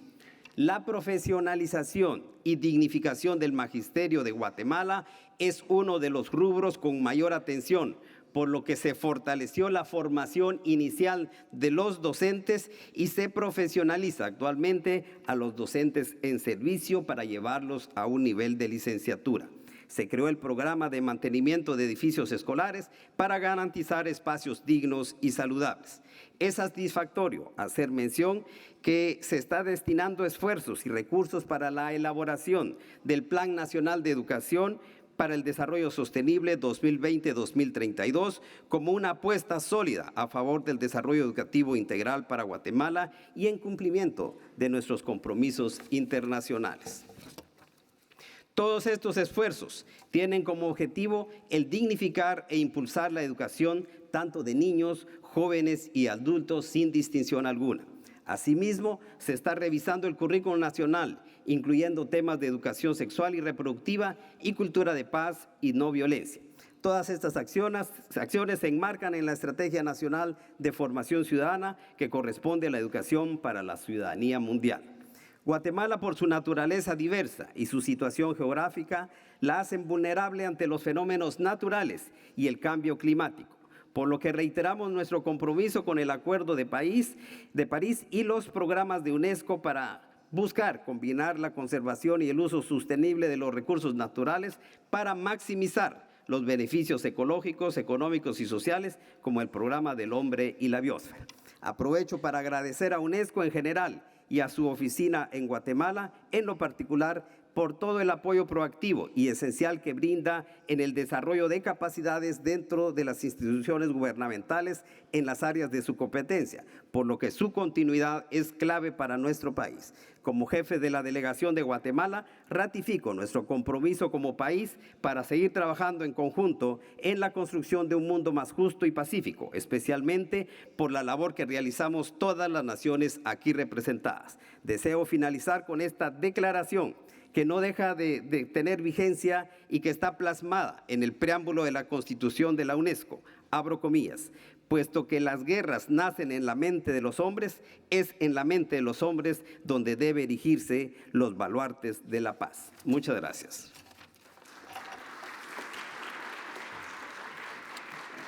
Thank you, Excellency. I now invite Her Excellency Ms. Nikki Keramayos, Minister of Education and Religious Affairs of Greece.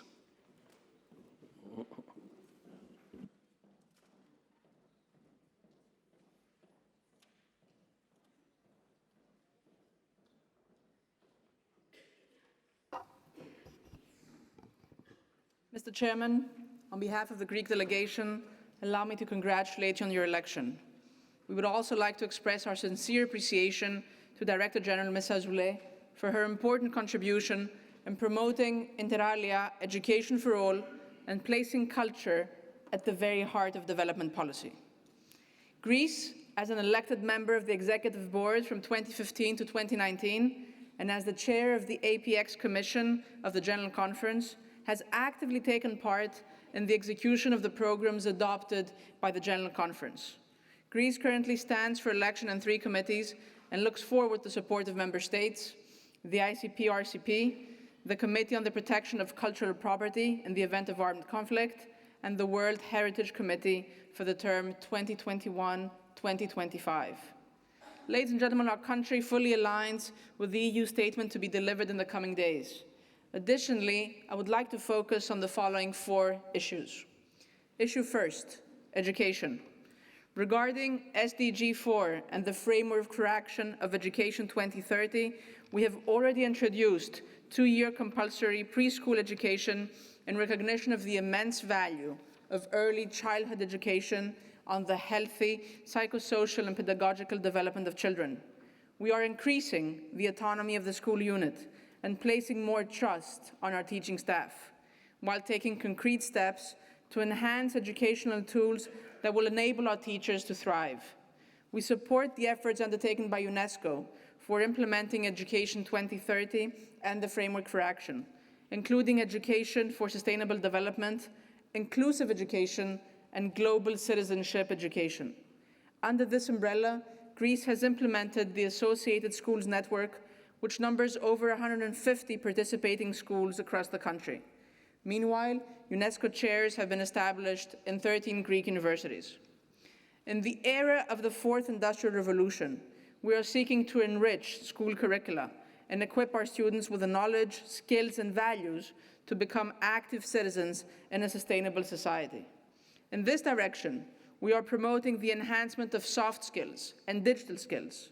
Given the significant gap between what the education system produces and what the labor market actually needs, we aim at bridging this gap through interventions at every education level, including vocational educational training and lifelong learning. We are making our universities more autonomous, and we're seeking to further enhance their function by introducing evaluative tools that will render them more competitive in the global market.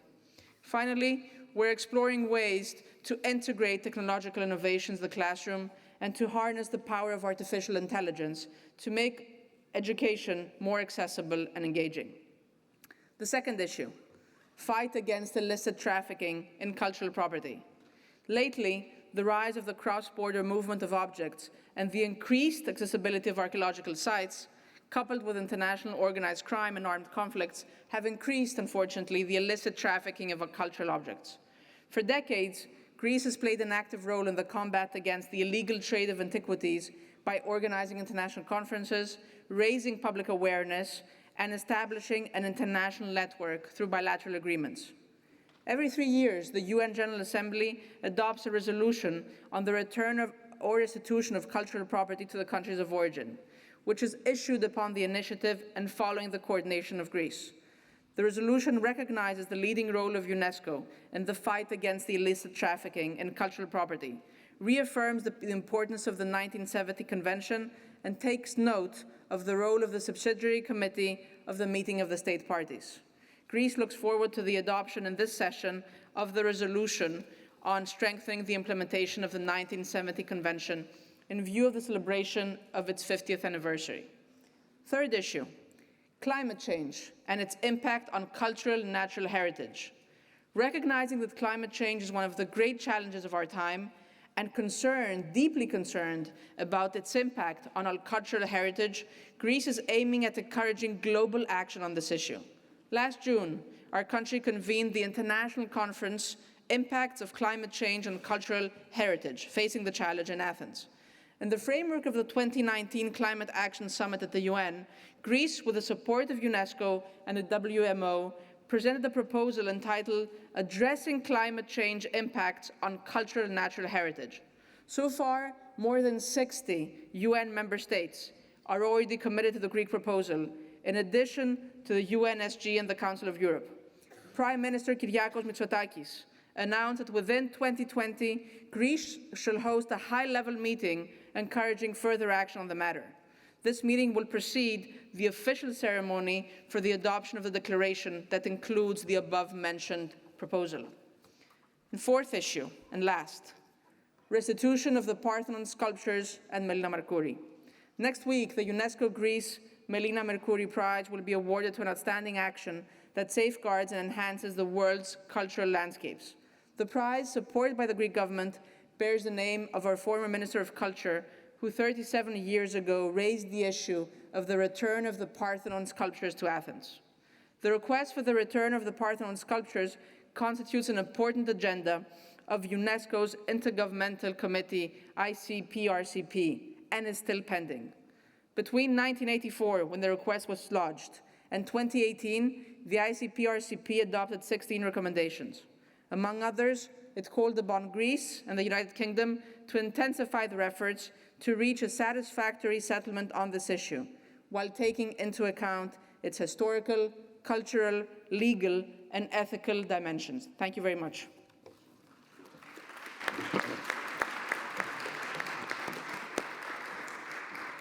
Thank you, Excellency. The next speaker is His Excellency Honorable John Chrysostom Muyingo, Minister of State for Higher Education of Uganda.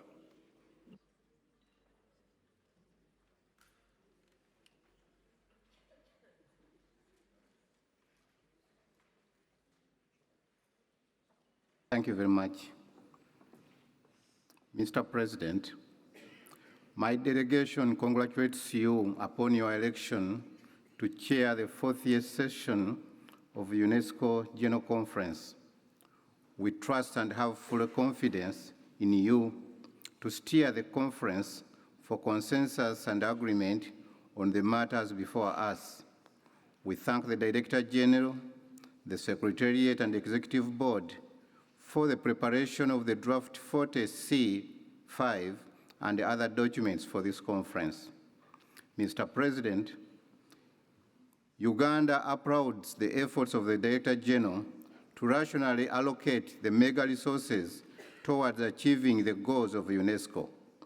We further applaud the Director General's aspiration for the strategic transformation based on the 3 pillars: changing the structure to strengthen management culture, improving the efficiency of UNESCO's means of action, and informing UNESCO's strategic positioning for 2030. We believe this will take UNESCO to greater heights. Mr. President, we register our appreciation to UNESCO for continued support through a number of interventions in our country during the last biennium in all areas of focus and mandate, with significant results as follows. The education program has strengthened the multi-partner cooperation to support teacher policy and improve learning with the support of the Norwegian Teacher Initiative. This has resulted into development of a functional teacher management information system, a quality assurance system for teacher education. In the area of HIV and health education, Uganda government, with the support from UNESCO, has developed National Sexuality Education Framework for Uganda, which was approved and launched in May 2018. In line with its objective of skilling Ugandans, the government has developed technical vocational education and training policy with the support from BEAR 2 project. In response to refugee education, the Ministry of Education has put in place policies and practices where teachers were provided with skills to implement conflict-sensitive education in refugee settlements and local communities. In order to improve the teaching profession, the government of Uganda, with support from UNESCO through CAP Aid program, developed the National Teachers Policy, which was launched on the World Teachers' Day. The policy envisions transforming the teaching profession and learning environment for a skilled and globally competitive human resource. Mr. President, the UNESCO's flagship program on fostering science for sustainable management of natural resources continue to be pursued in Uganda. More than 20 sites of outstanding significance have been identified and are being prepared for nomination to UNESCO for designation in phases as biosphere reserves or geoparks, or both, for their rich biodiversity and heritage value. Uganda wishes to be considered for the program on Global Observatory of Science, Technology and Innovation Policy Instruments assessment that UNESCO has supported in some countries. Uganda welcomes both technical and financial support from UNESCO in the impending review and the consensus building for better STI and natural resources management framework in the country since the time for review of our 29 STI policy is due. Uganda appreciates UNESCO's support in the promotion of culture of peace and nonviolence and the application of the principles laid down in the International Decade for Rapprochement of Cultures as a means of attaining the targets in the 2030 Agenda. The support promoted some commonly shared traditional values and practices as a foundation for peace in the refugee settlements and host communities in Uganda. Uganda also hosted at Makerere University an Eastern Africa Management of Social Transformation workshop on the theme, Youth, Peace and Security in the Horn of Africa, which took place between 2nd and 5th of April 2019. The workshop was a demonstration of strategic partnership among stakeholders. Uganda is party to 3 UNESCO conventions, that of 1972, 2003, 2005. Currently, we are implementing several interventions focusing on revitalizing intangible cultural heritage elements listed on the urgent safeguarding list, introducing ICT in our universities as an academic program at undergraduate level, preparing the quadrennial report under the 2005 convention and implementing the 2015 recommendation on the role of museums and the collection, among others. We are very grateful for the support we have received from UNESCO and the government of Japan towards the reconstruction of Kasubi tombs, the World Heritage Site, the Republic of Korea for the support towards strengthening of the capacity of the craft sector, and the Swedish government for the support toward the preparation of the quadrennial report, among others. We are committed to the continued conservation and safeguarding of heritage in all its manifestations and working toward the completion of the restoration of Kasubi tombs. Uganda recognizes the diversity of content shared on the liberalized airwaves and promotes community participation and dialogue. We are promoting the use of community multimedia centers and the safety of journalists as stated in the UN Plan of Action by establishing and strengthening the national mechanism for safety of journalists. The recently concluded conference for African judges in Kampala on the freedom of expression for journalists is a demonstration of Uganda's commitment to harness the benefits of the subject through the proposed curriculum intervention. We call for increase in diversity of content for public access, safeguarding of the documentary heritage, and increase in the respect for freedom of the media. Mr. President, I wish the 40th session of the UNESCO General Conference fruitful dialogue that will reaffirm UNESCO's status as a beacon of hope and an agent of sustainable development and peace. I thank you for God and my country. Thank you, Excellency. I now invite His Excellency Mr. Benci Retvari, Minister of State for Parliamentary Affairs and Deputy Minister of Human Capacities of Hungary. Mr. President of the Executive Board, Madam Director General, Excellencies, ladies and gentlemen, distinguished guests, let me to start by congratulating Mr. Altaj Csinger for his election as President of the 14th session of the UNESCO's General Conference. On behalf of the Hungarian government, I wish you, Mr. President, a successful presidency. Hungary supports the EU statement to be delivered by the EU delegation. Hungary presents its candidacy to the Executive Board of the UNESCO for the next term after a pause of 10 years. We look forward to returning to the board on work together, if elected, with all member states during our term. Ladies and gentlemen, I want to take this opportunity to call your attention to 2 very serious and alarming situations and to take stand against the continuous violation of the rights of the Hungarian minority living in Subcarpathia, Ukraine, on the one hand, and for the helping of persecuted Christians worldwide on the other hand. A Hungarian community of 150,000 people lives in the western part of Ukraine, neighboring Hungary. They live in a very difficult situation, facing repeated violations, limitations on their rights, and atrocities. Let me cite but a few of these. The so-called law on education was adopted 2 years ago in Ukraine that seriously violates the fundamental rights of national minorities. The right of the Hungarian minority to participate in education in their mother tongue was repealed The law on Ukrainian language was adopted in this year, which makes the use of Ukrainian language obligatory in practically all spheres of life except private conversation and church services, and they punish the use of the Hungarian language.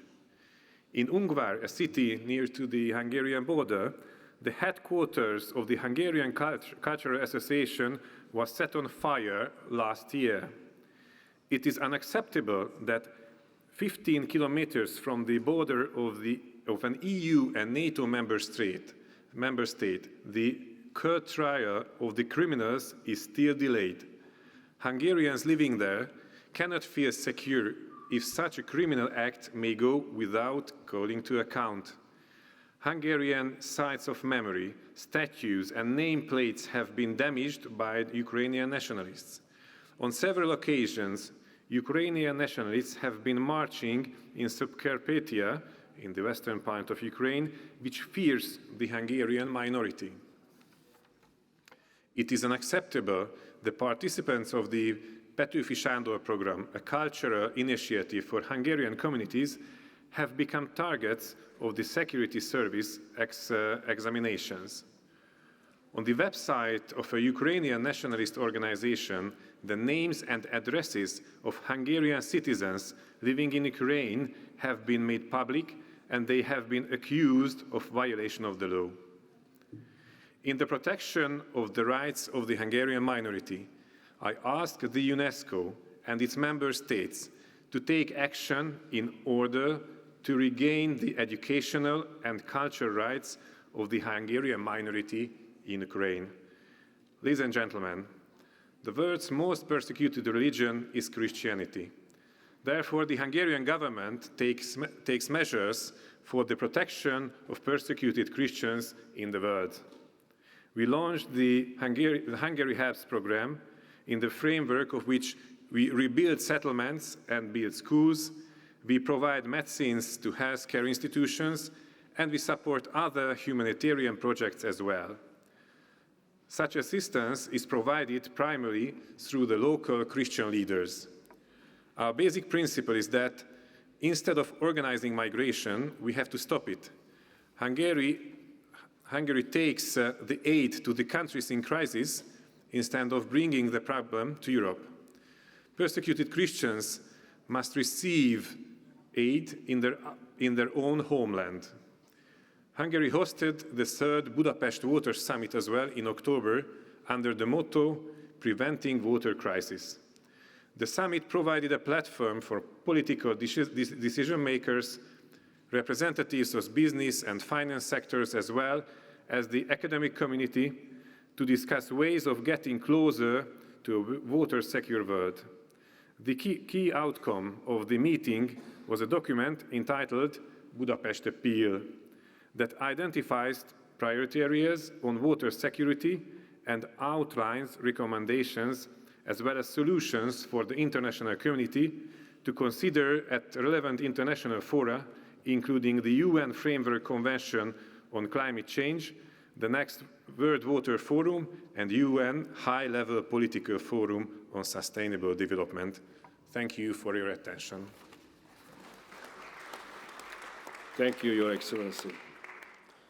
I now invite Her Excellency Ms. Emmeline Pierre, Minister for Education, Human Resource Development, and Religious Affairs of Grenada.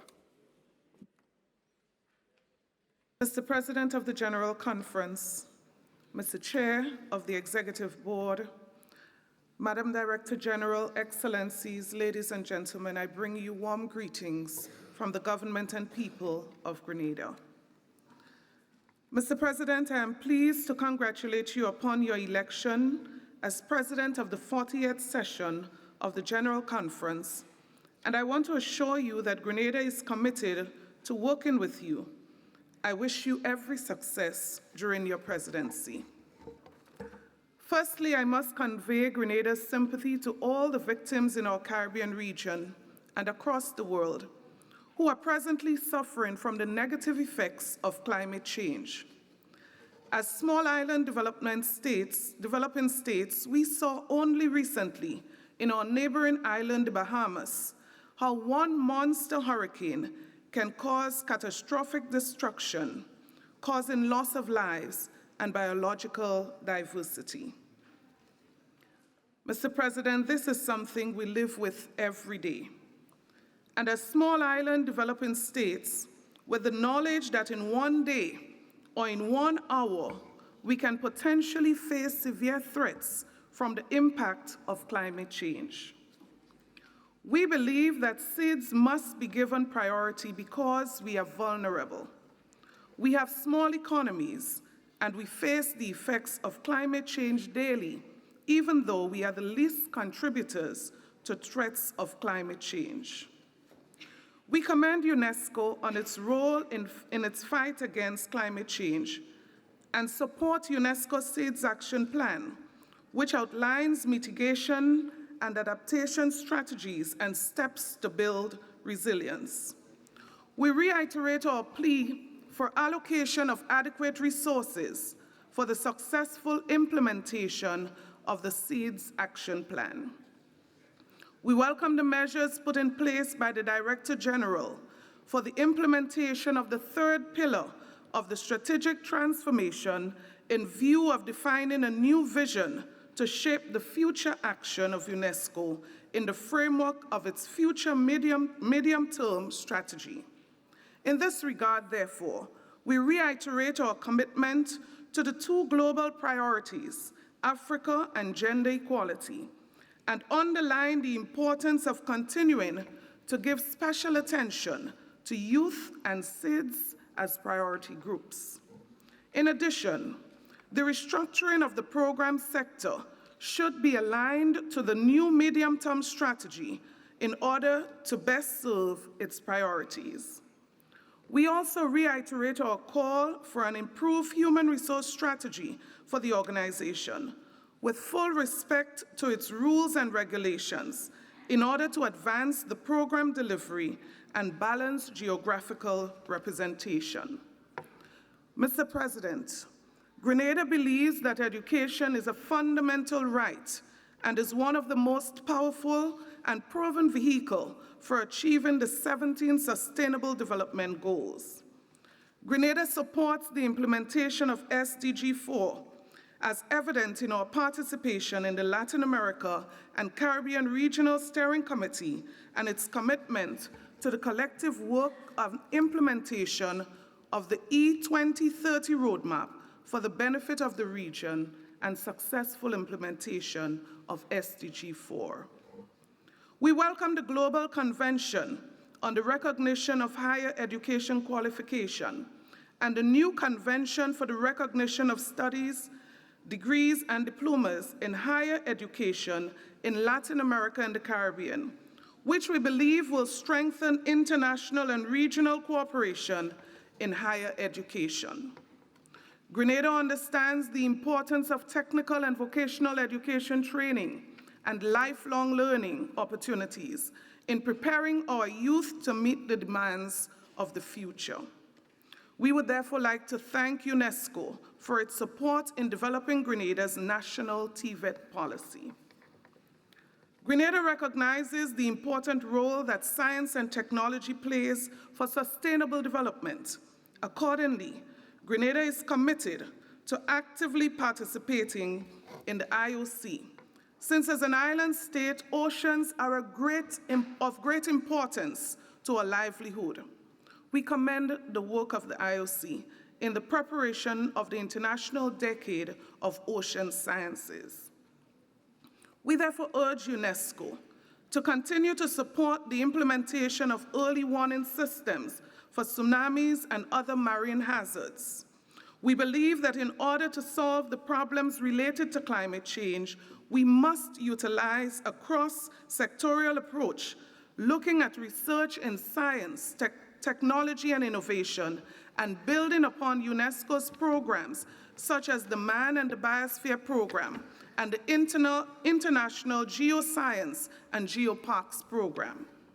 We value UNESCO's commitment to the protection and safeguard of world heritage, as well as the intangible cultural heritage, and we look forward to support for the implementation of its cultural conventions for the promotion of culture and shared heritage and values. We are committed to the support of the organization's programs and activities through our active participation in the Information for All program, International Program for Development of Communication, and the International Institute for Higher Education in Latin America and the Caribbean. Mr. President, I thank you. Thank you very much, Excellency. The next speaker is His Excellency Dr. William Suswela Banda, Minister of Education, Science and Technology of Malawi.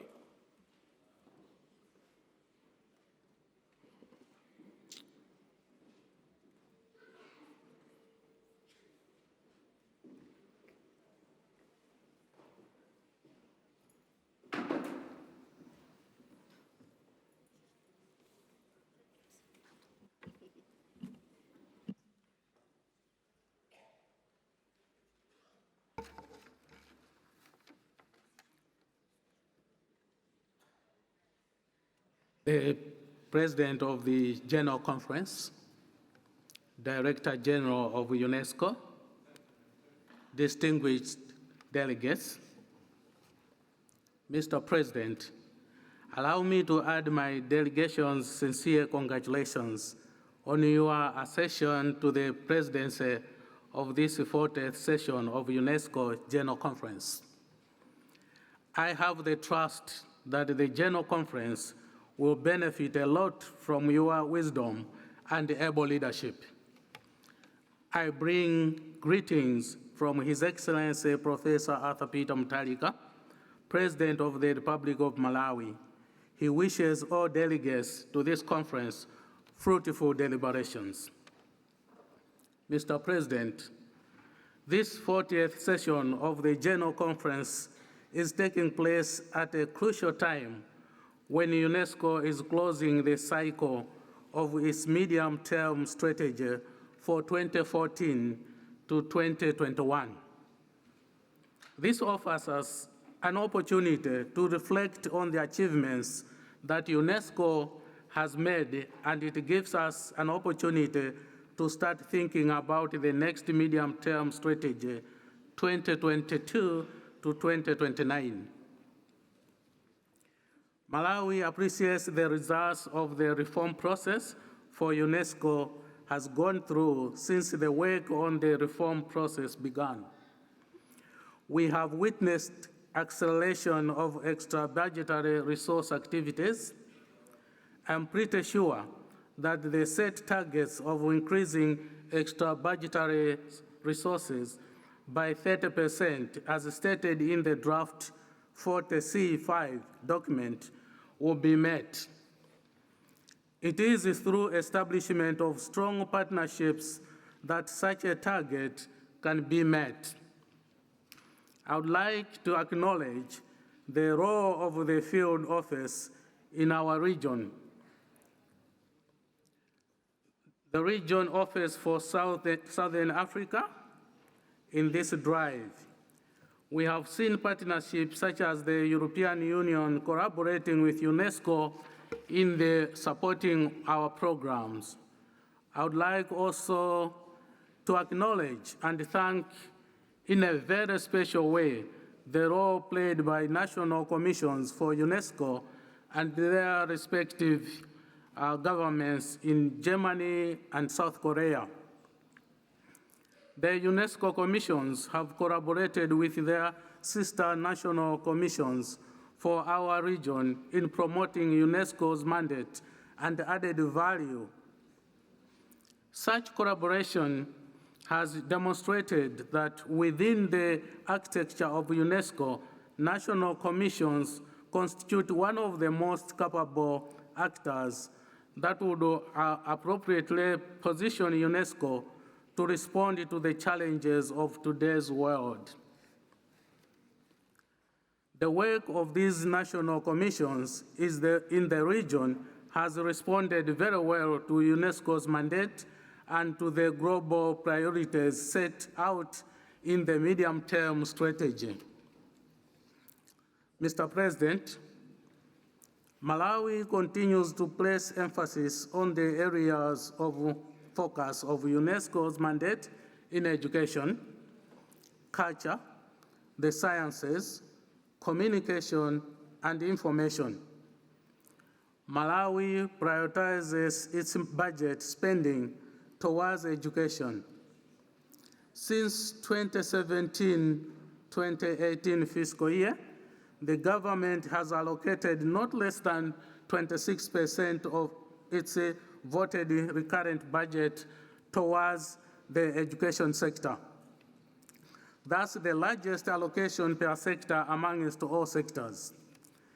In science, I wish to thank the German Commission of UNESCO for the work done in the science sector in the region on man and the biosphere, and work done to support the review of science, technology, and innovation. Mr. President, culture defines the people.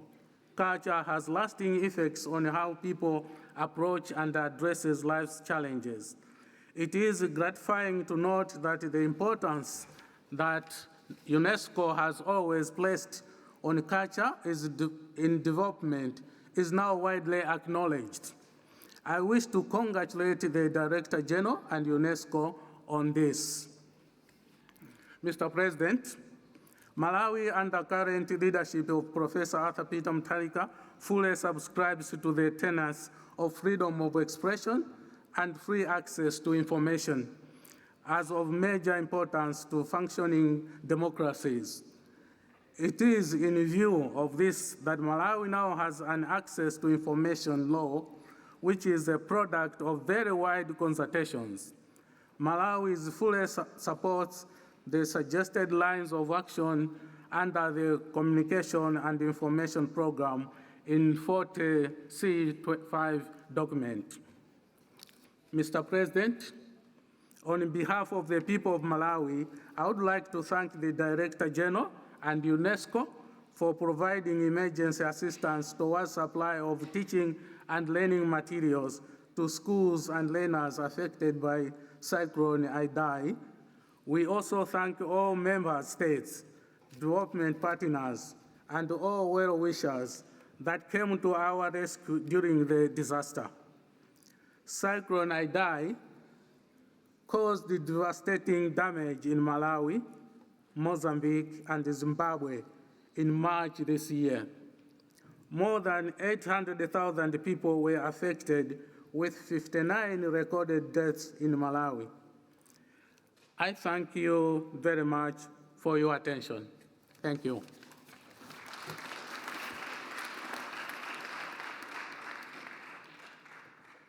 Thank you, Your Excellency. I now invite His Excellency, Mr. Alejandro Finocchiaro, Minister of Education, Culture, Science and Technology of Argentina. Señor Presidente de la Conferencia General, Señor Presidente del Consejo Ejecutivo, Señora Directora General, Madame Azoulay, señores ministros, señores embajadores y delegados. Es para mí un gran honor estar aquí con ustedes por segunda vez representando a la República Argentina ante esta 40ª Conferencia General de la UNESCO. Vivimos en una época de grandes transformaciones y desafíos, la paz, la prosperidad y la población mundial. Para hacer frente a los mismos contamos con las herramientas más poderosas, la educación, la cultura y la ciencia. Pero fundamentalmente contamos con el poder transformador de la educación. Educación que debe ser inclusiva y de calidad, en tanto derecho humano básico y fundamental, que es prerequisito para el desarrollo humano. Desde la República Argentina sostenemos la relevancia estratégica que la educación tiene para poder alcanzar cada uno de los objetivos de la Agenda 2030. Nuestro país ha hecho y continúa realizando esfuerzos internacionales para que así sea. En el plano global, Argentina ha tenido un rol constructivo en la Conferencia Mundial de Educación y en el Comité de Dirección de la Educación 2030, donde representamos a América Latina y el Caribe desde el 2016 a la fecha. Durante la presidencia argentina del G20 en 2018, decidimos por primera vez en la historia posicionar a la educación en el centro del debate y organizar la primera reunión de ministros de Educación, oportunidad que permitió la participación activa e inédita de la UNESCO a través de su directora general. En octubre de este año hemos renovado el acuerdo del Centro Internacional para la Promoción de los Derechos Humanos, con sede en Buenos Aires, un centro de categoría 2 de la UNESCO que se constituye como bien político global y que ha desarrollado una agenda intensa, variada y profunda. Asimismo, este mes de noviembre hemos lanzado Desafío Global, el primer juego digital multiplataforma y multilingüe diseñado para enseñar los ODS. Es una iniciativa de la Argentina que tiene el objetivo de promover la ciudadanía global que construye un mundo sostenible. Organizamos en solo 3 años 3 grandes conferencias que han puesto a la región en marcha. En 2017, la primera reunión de ministros de Educación bajo la Agenda 2030. En 2018, la tercera Conferencia Regional de Educación Superior. Y en 2019, la Conferencia Internacional que permitió adoptar el Convenio Regional de Reconocimiento de Estudios o Convenio de Buenos Aires. Este acuerdo histórico puso a la región en condiciones de adoptar hoy el Convenio Global integrándonos al mundo. También trabajamos estrechamente junto al Instituto Internacional de Planificación Educativa, cuyo acuerdo de sede renovamos en 2017. En el plano nacional, en estos 4 años que he acompañado al presidente Mauricio Macri desde el Ministerio de Educación, Cultura, Ciencia y Tecnología, conseguimos que estos compromisos internacionales tengan como contracara reformas profundas en beneficio de todos los que habitan el suelo argentino. El balance de estos años de trabajo es significativo. Hemos recuperado la capacidad del Estado para diseñar e implementar las políticas públicas en materia educativa.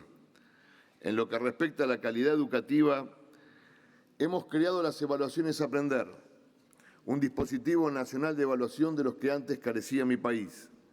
En base a políticas activas y a los resultados de esa evaluación, hemos logrado mejoras en la lectocomprensión y hemos desarrollado un nuevo método de enseñanza y aprendizaje de la matemática, más dinámico, atractivo e innovador.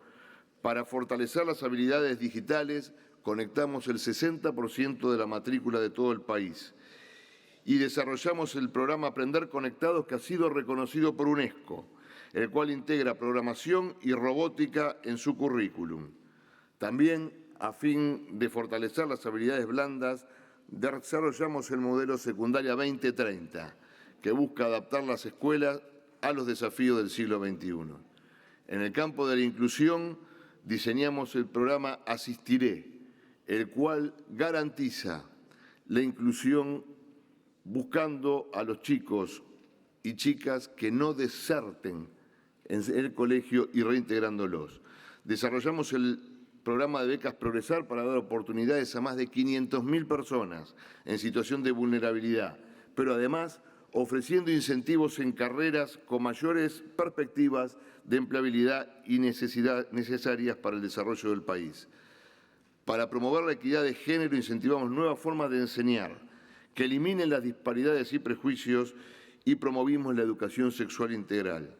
Y finalmente, algo que nos enorgullece, porque la equidad educativa no solo se declama, sino que debe llevarse adelante con hechos concretos. Creamos el programa de Escuela Faro, focalizado en 3.000 escuelas con los menores niveles de aprendizaje, según nuestras evaluaciones. Gracias a una política docente activa, recursos pedagógicos y un nuevo proyecto institucional, logramos revertir la tendencia y lograr mejoras en los aprendizajes por encima de la media nacional, probando que la educación sigue siendo una herramienta de transformación habilitadora de la movilidad social ascendente. Para finalizar, Quiero destacar y agradecer a la directora general y su equipo, y a todos los países miembros por trabajar junto a la Argentina para lograr el desarrollo sostenible y la paz. Muchas gracias.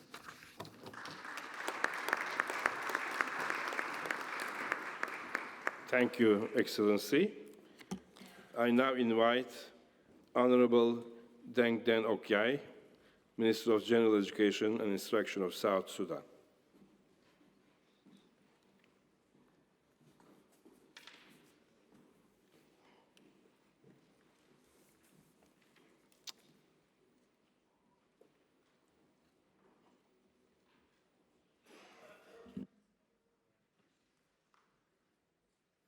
Mr. President, Mr. Chairman of the Executive Board, Madam Audrey Azoulay, Director General of UNESCO, Your Excellencies, heads of delegations, distinguished ladies and gentlemen, today the world is confronted by many formidable challenges. Too many negative forces are waging wars and threatening our peace and security. My country, the Republic of South Sudan, has not been spared the tyranny of such forces. In this harsh climate, UNESCO is expected to construct the defenses of peace in the minds of men.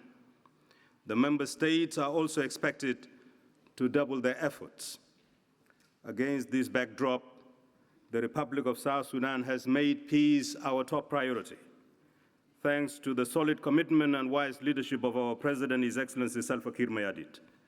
Since the signing of the revitalized agreement in Addis Ababa in September 2018, the government has achieved important milestones, including assembling, cantonment, and screening of the opposition forces, amendment of the laws related to the organized forces, incorporation of the agreement into the Constitution, and dissemination of the agreement to the citizens. The government is also supporting the National Dialogue Initiative of our President. We have made significant progress.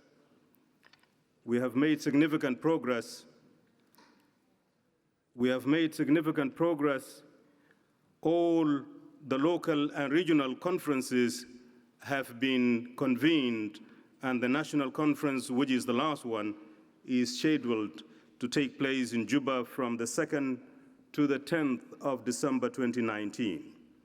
The conference is expected to address national issues of concern and broker a national consensus on the way forward, and in so doing consolidate peace and national cohesion. Mr. President, distinguished delegates, President Nelson Mandela once said, and I would like to quote, "Education is the most powerful weapon you can use to change the world. It is our collective responsibility to ensure that education continues to change and transform our world. Therefore, UNESCO and the member states must do more to end the global learning crisis and achieve SDG 4 and the rest of the 16 SDGs. We must leave no one behind. The hundreds of millions of out-of-school children and youth must go to schools. The Republic of South Sudan is using the power of education to promote peace through education and prepare our children and youth for work and life in the 21st century. I'm delighted to report that the government has implemented many educational reforms and made significant progress with the support of our development partners. We have developed a new national curriculum to meet the needs and aspirations of our new nation. We have trained over 24,000 teachers to teach to the new national curriculum. We have written over 120 textbooks and teacher guides to facilitate learning for our children and youth. We have printed and distributed almost 2 million copies of these new learning materials to our schools. We have increased enrollment to over 3 million learners, and we have narrowed the gender gap in formal education. We have also included peace education and human rights education in our national curriculum, and have established school peace and human rights clubs to promote the cultures of peace and respect for human rights in our schools and local communities. Moreover, we are building the capacity of our universities to achieve quality and massification. Mr. President, distinguished delegates, the Republic of South Sudan is proud of its cultural diversity. Our 64 tribes speak 52 indigenous languages, and that is an important part of our cultural heritage. For these reasons, our Constitution provides for these national languages to be respected, developed, and promoted. In 2020, our schools will change the medium of instruction in ECD and primary 1 to 3 to our national languages. The schools will also teach these 52 languages as subjects from ECD to primary 8. The objective is to promote a cultural renaissance and to develop good citizens who can embrace and celebrate our cultural diversity. The government is also promoting our cultural expressions by creating opportunities in official events and through co-curricular activities in our schools. The Republic of South Sudan is also proud of its natural heritage. Our biodiversity is a national treasure.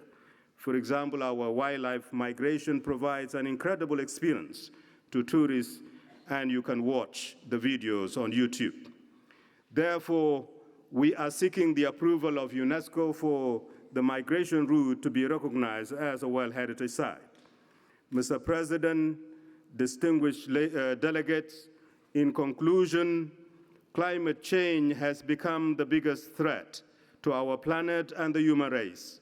Natural disasters have become more frequent and more devastating. As we speak, 1/3 of my country, South Sudan, is flooded by excessive rains, and our citizens are in desperate need of humanitarian assistance. So I take this opportunity to appeal to the member states of UNESCO to support the estimated 900,000 internally displaced persons in South Sudan. We strongly believe the full implementation of the Paris Agreement 2015 is the way forward. The parties have a legal duty and moral obligation to tackle climate change. On our part, the Republic of South Sudan will pursue Goal 4 of the national curriculum, which is to develop environmentally responsible members of our society by teaching the environment as a new cross-cutting subject in our schools, as well as facilitating the activities of the school environment clubs. Mr. President, distinguished delegates, finally, we are delighted Africa will remain a priority of UNESCO. The youth of Africa will constitute more than 50% of the global workforce in 2050. We call upon UNESCO to support the African member states to empower the youth, to tackle youth unemployment, and to manage migration. Together we can transform our world and achieve prosperity for all. So let us do our best and pray that God will do the rest. Thank you, Mr. President. Thank you, Your Excellency. I now invite His Excellency, Mr. Antonio Paula Vogel, Vice Minister of Education of Brazil.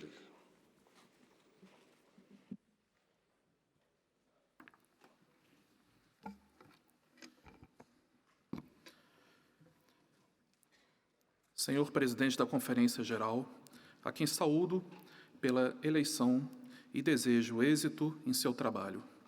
Senhor Presidente do Conselho Executivo, a quem estendo o mais sincero reconhecimento pela condução dessa importante instância decisória da Unesco. Senhora Diretora-Geral da Unesco, a quem felicito pelos exitosos esforços em prol da revitalização desta organização nos 2 últimos anos. Excelentíssimos senhores chefes de delegação, senhoras e senhores, a construção de uma cultura de paz lastreada na cooperação internacional em educação, cultura, ciências e comunicação sempre guiou a atuação construtiva do Brasil na Unesco desde a sua criação em 1945. Nossa parceria com a Unesco é essencial para promovermos a melhoria da qualidade da educação em todos os níveis. A educação, pilar central do mandato da Unesco, tem indiscutível repercussão em todos os setores da atividade humana. É imbuído dessa responsabilidade que aqui represento o governo brasileiro. Cumprimento a senhora diretora-geral pela organização da reunião ministerial sobre inclusão, mobilidade no ensino superior. Trata-se de importante iniciativa para o intercâmbio de ideias e boas práticas entre os membros da Unesco de todos os continentes. Em tempos de desafios simultâneos, como o combate ao analfabetismo, ainda remanescente no século XXI, e os avanços da inteligência artificial, a atuação da Unesco é essencial para o alcance do Objetivo 4 da Agenda 2030 para o Desenvolvimento Sustentável. O Brasil está implementando políticas públicas orientadas a resultados, ciente de que os recursos destinados a essa área geram benefícios sociais e econômicos de forte impacto para o desenvolvimento humano. Estamos empenhados em melhor direcionar os recursos para a educação, bem como fomentar parcerias com instituições e empresas. Senhor Presidente, o Brasil saúda a realização nesta Conferência Geral do Fórum de Ministros da Cultura. O ativo papel do Brasil como vice-presidente do Comitê do Patrimônio Mundial reflete nosso compromisso com a preservação dos nossos 22 sítios inscritos na lista do Patrimônio Mundial. Conferimos também grande atenção às cidades criativas, cuja Conferência Geral em 2020 o Brasil terá a satisfação de sediar na cidade de Santos. Recebemos com grande satisfação a notícia de que 2 cidades brasileiras, Fortaleza e Belo Horizonte, foram selecionadas pela Unesco neste ano para integrar a rede de cidades criativas nas áreas de design e gastronomia.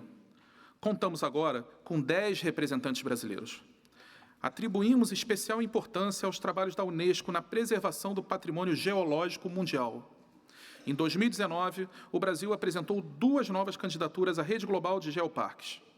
Os projetos Canyons do Sul e Seridó. Esperamos, com essas iniciativas, contribuir para a divulgação e proteção da riqueza geológica brasileira, de particular beleza e relevância científica. Em 2020, o Brasil sediará a primeira capital mundial da arquitetura da Unesco. Os eventos que organizaremos nesse contexto nos permitirão integrar política de conservação aos objetivos mais abrangentes do desenvolvimento humano. O Brasil sediará também em dezembro, o Fórum Regional sobre Inteligência Artificial. O evento será palco de debate sobre estratégias nacionais de inteligência artificial e os debates que a inteligência artificial coloca para sociedades, governos, organizações e cidadãos. Reafirmo o interesse do governo brasileiro na década das Nações Unidas sobre oceanografia para o desenvolvimento sustentável. O Rio de Janeiro sediará, entre 25 e 27 de novembro, o Seminário do Atlântico Sul, para avaliar o quadro da pesquisa científica na região e identificar prioridades em termos de estudos, treinamento e desenvolvimento de capacidades. O Brasil espera contar com ampla participação em todos esses eventos, que demonstram a força da nossa parceria com a Unesco e nosso engajamento com os temas de seu mandato. Senhor Presidente, a transformação estratégica proposta pela diretora-geral e acolhida por todos os membros alcança em sua terceira e mais decisiva fase, a de definição de prioridades programáticas de longo prazo. Como 7º maior contribuinte para o orçamento regular da Unesco, o Brasil está comprometido com uma organização transparente, democrática, eficiente e representativa. Devemos unir esforços em benefício do fortalecimento da Unesco. Emendas à Constituição desta organização devem ser concebidas com o sentido da responsabilidade que nos incumbe. É necessário mais amplo consenso para alterarmos a nossa Carta Magna. Retirar dos países o direito de concorrer a cargos nesta organização contraria o espírito democrático da Unesco. Suprimir o poder de voto no Conselho Executivo de membros em atraso com as suas contribuições penalizará desproporcionalmente os países em desenvolvimento, países mais vulneráveis a crises econômicas e desastres naturais. Senhora Diretora-Geral, o Brasil está pronto para continuar a contribuir de forma construtiva para o fortalecimento da Unesco, assim como vem atuando ao longo dos 74 anos da sua existência, na promoção da cooperação em benefício de todos os seus membros. Muito obrigado.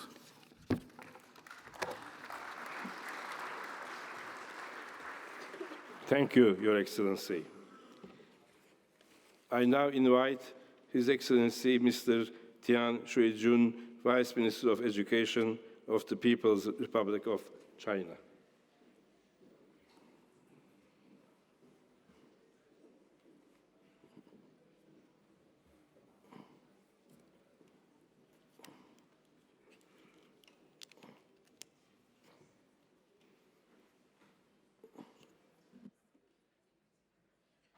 大会主席先生、总干事女士、阁下们、女士们、先生们，首先祝贺土耳其常驻代表阿勒泰阁下当选新一届大会主席，同时感谢前任大会主席阿拉维女士2年来为领导教科文组织事业发展所做出的卓越贡献。2年一次的大会是会员国秉持团结合作精神，共商教科文组织发展大计，共同应对全球治理挑战的宝贵契机。5年前，习近平主席在教科文组织发表演讲中指出，在世界人民心灵中坚定和平理念，扬起和平风帆，是教科文组织的初衷和使命。我们今天不仅要坚守这样的憧憬、这样的期待，更要通过跨国界、跨时空、跨文明的教育、科技、文化活动，让和平理念的种子在世界人民心中生根发芽。中方希望广大会员国共同思考如何把教科文组织打造成为一个思想之家、和谐之家、创新之家，共同把握教科文组织这艘航船的正确前进方向，共同反对一切破坏航船和将我们引向巨大漩涡的做法。中方愿同各国一道绘制并落实本组织下一个双年度计划及中期战略的蓝图，以实际举措支持加快非洲地区教育发展，帮助更多女童和妇女获得公平有质量的教育，共同推进“一带一路”建设，促进民心相通，更好地保护世界遗产，维护文化多样性，应用人工智能等前沿科技，促进更加均衡包容的发展。本届大会将要审议第39届大会通过的一系列关于内部治理改革的建议。2年来，中方一直呼吁就尚存严重争议的限制执行局委员任期问题开展充分对话协商，并为在协商一致基础上寻求解决之道付出了巨大的努力。中方的立场是清楚一贯的：第一，修订组织法事关重大，要秉持极其审慎和高度负责任的态度；第二，限制执行局委员任期，将剥夺会员国平等参与教科文组织事务的基本权利，从长远看，对本组织具有破坏性的影响。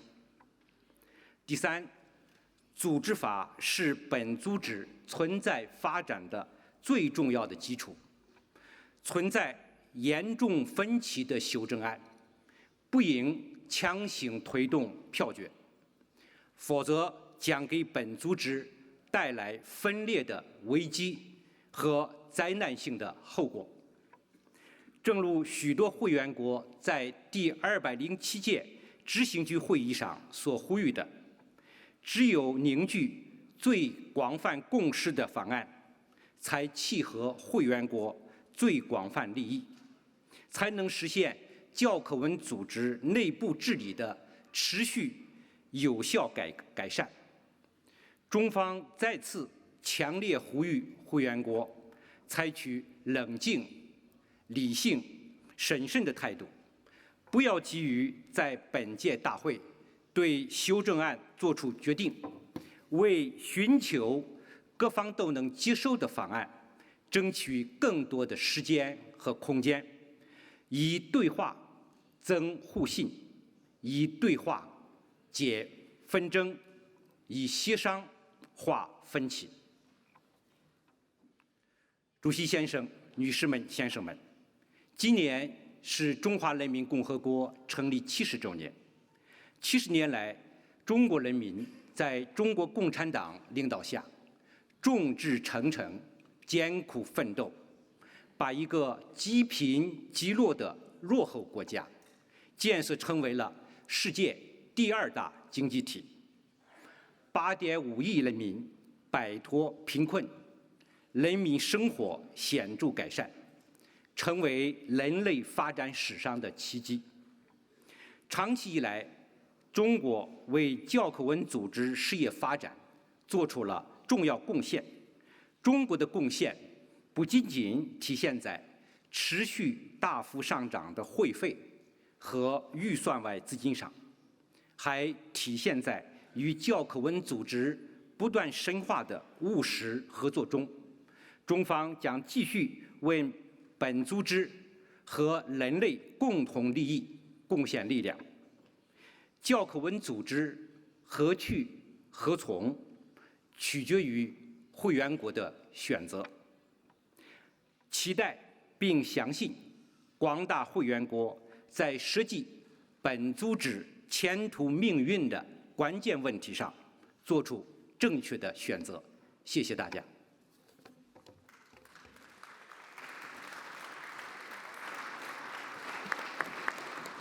Thank you, Excellency. I'm now inviting His Excellency Mr. Sunday Silva Togo Ekonafinya, Permanent Secretary, Federal Ministry of Education of Nigeria.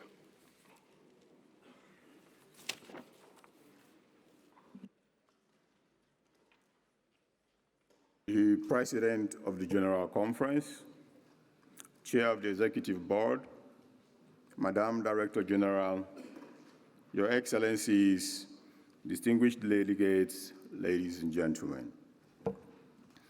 I bring you warm felicitations from the government and people of the Federal Republic of Nigeria, as well as the best wishes of President Muhammadu Buhari for a successful 40th session of the General Conference. We congratulate His Excellency Alte Sengiza on your election as President of the Conference and look forward to working with you in this session and the biennium. We also appreciate Her Excellency Ambassador Zahur Alawi, President of the 39th session of the General Conference, for the very successes recorded during her presidency. Madam Director General, the past 2 years have been impactful with you as the head of the UNESCO Secretariat. Nigeria appreciates your laudable efforts in repositioning the organization to improve its overall efficiency as a vital organ of the United Nations family. We therefore commend the process of strategic transformation, which continues to gather momentum and is already producing some visible outcomes. As we move on to the implementation of the STI, Nigeria eagerly awaits the report on UNESCO's presence worldwide, which is to be submitted to the Executive Board next April. Nigeria is convinced that the report will mark a positive step towards improving the structure, efficiency, and visibility of UNESCO's field network, particularly in Africa.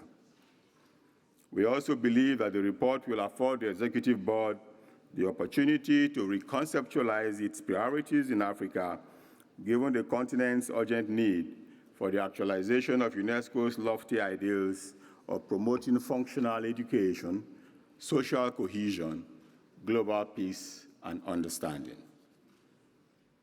Your Excellencies, 2 years ago on this same podium, Nigeria solicited UNESCO's technical support towards hosting a crucial international conference on Lake Chad. This was successfully organized from the 26th to the 28th of February 2018 in Abuja, our nation's capital. It should be recalled that this project sprang from the long-standing Nigeria-UNESCO Special Plan of Cooperation. Nigeria remains committed to the continued development of Phase 2 of this plan, particularly the implementation of the consortium of intersectoral projects that have been put together with the assistance of the UNESCO Secretariat. Similarly, Nigeria is pleased to play host to the 32nd session of the International Coordinating Council of the Man and the Biosphere, one of UNESCO's major programs in ecological and earth sciences, scheduled to hold in Abuja from the 22nd to the 26th of June next year. I take this opportunity to invite member states of the MAG ICC to Abuja for the event. In the field of education, Nigeria is committed to achieving the SDGs, particularly Goal 4 on Education 2030. In this regard, Nigeria is making every effort to promote inclusive education by upholding the SDG slogan of Leave No Child Behind. We shall ensure that every child of school age has unfettered access to basic education. Nigeria has also developed a skills acquisition framework for the promotion, standardization, and recognition of employability skills, irrespective of where and how the skills are acquired, to enhance SDGs 8 and 9. To this end, a National Council of Skills has been established. Again, following the successful hosting of the UNESCO Regional Workshop on Online Learning and MOOCs at the National Open University of Nigeria in June this year, Nigeria is already working with the UNESCO Regional Office to organize in June 2020 an international conference on the future of higher education in Africa. Again, we invite the Director General and other dignitaries to what promises to be an invaluable knowledge festival. I should add that Nigeria is working with the World Bank and other strategic development partners like the French Agency for Development, as well as captains of industry, to advance the course of skills acquisition and entrepreneurship, for which the nation's entire curriculum is currently being reviewed. In addition to launching Nigeria's first ever national policy on open education resources, new guidelines on cross-border higher education has just been approved to align our higher education landscape with international best practices. With these guidelines, our government has undertaken to provide a requisite ecosystem for the import and export of educational partnerships, developmental cooperation projects, and academic exchange programs, which would create and strengthen collaboration between our higher education institutions and their foreign counterparts. Concerning Global Priority Africa, Nigeria appreciates the efforts of the Priority Africa and external relations sector in strategizing for new partnerships to support the provision of strategic guidance for the implementation of the operational strategy for Priority Africa. However, we note the challenge underfunding as also indicated in the summary strategic assessment of the implementation of this program. The impact of the Global Priority Africa cannot be fully felt if at this stage it is hampered by the challenge of underfunding. We therefore urge the Secretariat and Member States to join hands in overcoming this challenge. Finally, Mr. President, Nigeria is pleased to inform the conference that the United Nations building in Abuja, which houses the UNESCO cluster and other UN agencies that was damaged by terrorist attack in 2011, has been fully reconstructed by the Nigerian government and reopened at a grand ceremony to commemorate the United Nations Day in October 2019. I thank you for your attention. Thank you, Excellency. The next speaker is Mr. Hernan Viterba do Costa Soares, General Director of Administration and Finance of the Ministry of Higher Education, Science and Culture of Timor-Leste.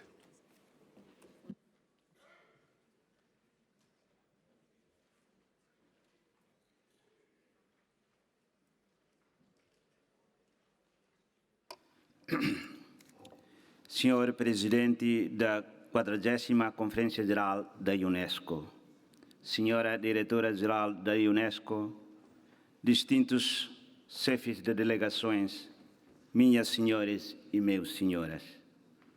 Em representação do Governo da República Democrática de Timor-Leste, liderado pelo primeiro-ministro Sr. Taur Matanruac, tenho a honra de cumprimentar e felicitar todos os membros presentes na 40ª Conferência Geral da Unesco. Timor-Leste é uma jovem e dinâmica nação localizada no Sudeste Asiático e que celebrou recentemente o 20º aniversário da restauração da sua independência. Estamos no início de um novo capítulo da nossa história, em que, após garantida a paz e estabilidade, assumimos em exclusivo as rédeas do nosso destino. Timor-Leste beneficia hoje de paz, estabilidade e de uma economia em franco crescimento que gradualmente tem vindo a refletir-se na melhoria geral do bem-estar do povo. Hoje, mais de uma década depois da independência, a qualidade dos professores em Timor-Leste continua a ser grande prioridade do sistema educativo. Somente através da formação dos professores de qualidade e de uma melhoria radical na qualidade do sistema de ensino, poderemos mudar as práticas educativas, deixando o ensino tradicional para uma aprendizagem orientada, dinâmica, inovadora e participativa, onde se estimule o pensamento crítico, a criatividade e raciocínio lógico. Senhor Presidente, no plano da nossa inserção regional, estabelecemos relação de amizade com os países vizinhos no Sudeste Asiático e no Pacífico, em particular a Austrália e a Indonésia, vizinhos mais próximos com que mantemos cooperação intensa. Em face da nossa situação geográfica, queremos também fazer parte da ASEAN e juntos contribuir para o crescimento regional, o progresso social e o desenvolvimento cultural dentro de um espírito de parceria. Adicionalmente, temos fortes ligações históricas e afetivas com o grupo de países que conosco integram a comunidade dos países de língua portuguesa. Minhas senhoras e meus senhores, em relação à implementação da Agenda de Desenvolvimento Sustentável, Timor-Leste já assinou um apelo à ação no evento para o lançamento do Grupo de Alto Nível para a implementação dos Objetivos de Desenvolvimento Sustentável. De um modo geral, todos os países do mundo estão focados em alcançar uma educação de qualidade. Quando falamos em educação de qualidade, referimos-nos a muito mais do que ler, escrever ou memorizar factos. Referimos-nos à capacidade de ler o mundo, a capacidade de aprendizagem contínua para o conhecimento e para a mudança. Hoje em dia, exige-se que, aliado ao conhecimento técnico e científico, os estudantes possuam elevadas competências comportamentais, espírito de empreendedorismo, raciocínio analítico e espírito crítico. Minhas senhoras, meus senhores e senhor Presidente, gostaria de aproveitar esta oportunidade para expressar a nossa sincera gratidão à Vossa Excelência, Diretora-Geral da Unesco, pelo contínuo apoio concedido à Comissão Nacional da Unesco de Timor-Leste nas suas iniciativas no campo da educação, ciência, comunicação e cultura. Destaco em particular o apoio ao setor da educação, sobretudo ao programa Rede de Escolas Associadas da Unesco, ASPENET. Este programa realiza importantes atividades relacionadas com 4.7 do Objetivo de Desenvolvimento Sustentável, nomeadamente a educação para a cidadania global e a educação para o desenvolvimento sustentável. Esta atividade visa elevar o conhecimento e habilidade dos estudantes relativamente à promoção do desenvolvimento sustentável e incluam a educação sustentável os direitos humanos, a cidadania global, a igualdade de gênero e a diversidade cultural. O programa procura ainda elevar o conhecimento dos alunos sobre as respostas aos desafios comuns que afetam a humanidade, tais como conflitos, terrorismo, alteração climática, degradação ambiental e desastres naturais. Na área da cultura, igualmente com o apoio da Unesco, estamos empenhados à preservação da nossa rica herança e patrimônio cultural. A nossa cultura é fundamental para fortalecer a unidade e a coesão nacional e é importante que seja salvaguardada e celebrada. Contamos com a contribuição da Unesco para alcançarmos os nossos objetivos culturais e educacionais em benefício do nosso povo. No dia 15 de junho de 2015, Timor-Leste ratificou 3 convenções. Convenções da Unesco de 1972 sobre a proteção do patrimônio cultural e natural mundial. Convenções da Unesco de 2003 sobre a salvaguarda do patrimônio cultural intangível. Convenções da Unesco de 2005 sobre a proteção e promoção da diversidade das expressões culturais. Com base na Convenção da Unesco de 2003, relativamente à salvaguarda do patrimônio cultural imaterial, o Ministério do Ensino Superior, Ciência e Cultura, através da Secretaria de Estado da Cultura e da Comissão Nacional da Unesco, em colaboração com agências de desenvolvimento que atuam nas áreas relevantes, têm trabalhado no desenvolvimento das línguas nativas ou línguas nacionais timorenses que estão em risco de extinção. Neste caso, o esforço do governo concentra-se nas pesquisas e escrita de histórias e na consciencialização do cidadão timorense sobre a importância da preservação da identidade, valores e patrimônio cultural timorense. Na área da comunicação, estabeleceu o Comitê Nacional de Memória do Mundo de Timor-Leste, que funcionará no âmbito de acordo com objetivos especializados nos diretrizes da memória do mundo. O Comitê Nacional de Memória do Mundo de Timor-Leste será responsável pela área de acompanhamento do Programa Memorial do Mundo de Timor-Leste, por estabelecer e manter o Registro Nacional de Memória do Mundo de Timor-Leste, bem como incentivar, receber e avaliar a nomeação do patrimônio documental para inclusão neste registro, por trabalhar em estrita colaboração com a Comissão Nacional de Timor-Leste para a Unesco, com o órgão do governo responsável pela área da cultura e Comitê da Memória do Mundo na região. Senhor Presidente, antes de finalizar, quero apresentar esta oportunidade para agradecer e reiterar o empenho de Timor-Leste em colaboração com a Unesco nos muitos e diversificados meios de promoção e manutenção da paz, objetivo primordial desta organização. Muito obrigado pela atenção.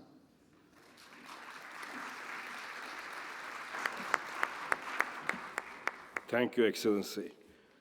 I now invite Her Excellency, Mrs. Viviane Morales Hoyos, Ambassador Extraordinary and Plenipotentiary to France, Permanent Delegate of Colombia to UNESCO. Señor Presidente de la Conferencia General, a quien felicito por su designación y excelente conducción de esta reunión. Señor Presidente del Consejo Ejecutivo, señora Directora General, señores ministros, señores embajadores, distinguidos representantes de los Estados miembros. Inicio mi intervención expresando el respaldo de Colombia a la propuesta de la Directora General de Transformación Estratégica de la UNESCO. Sin duda, este es un momento en que el multilateralismo y las instituciones que lo representan deben ser fortalecidos. Fortalecidos en su legitimidad, a través de la transparencia en su gestión, de la eficacia de su acción y de la claridad de sus tareas. Es, en ese sentido amplio, en el que nuestro país da su apoyo a la iniciativa que pretende mejorar sustantivamente la cultura de gestión de esta organización. Valoramos la reciente creación del sector de administración y gestión, la relevancia que se le ha dado a la comunicación y a la búsqueda de aliados y los esfuerzos para evitar la duplicidad y la superposición de funciones entre oficinas regionales, oficinas clúster y oficinas nacionales. Concentrar a la UNESCO en su mandato debe ser una prioridad, superando la dispersión y estableciendo innovadores modos de gestión que garanticen que cada uno de los sectores de la organización desarrolle programas de vanguardia. En este contexto, la educación, en la perspectiva de la Agenda 2030, ofrece inmensas posibilidades para asegurar el posicionamiento global de la UNESCO de acuerdo con los lineamientos de la transformación estratégica. Justamente, el Foro Internacional de Inclusión y Equidad en la Educación, Todos los estudiantes cuentan, realizado en Cali en septiembre, nos reveló esa creciente movilización que hoy reúne a miles de personas en todo el planeta alrededor de la educación. Ese foro dio lugar al Compromiso de Cali, un documento que da alcance 25 años después a la Declaración de Salamanca sobre necesidades educativas y especiales y que demuestra que la inclusión en la educación ha dejado de ser un concepto para convertirse en un movimiento social que parte del convencimiento de que la educación inclusiva debe enfrentar los detonantes de la exclusión.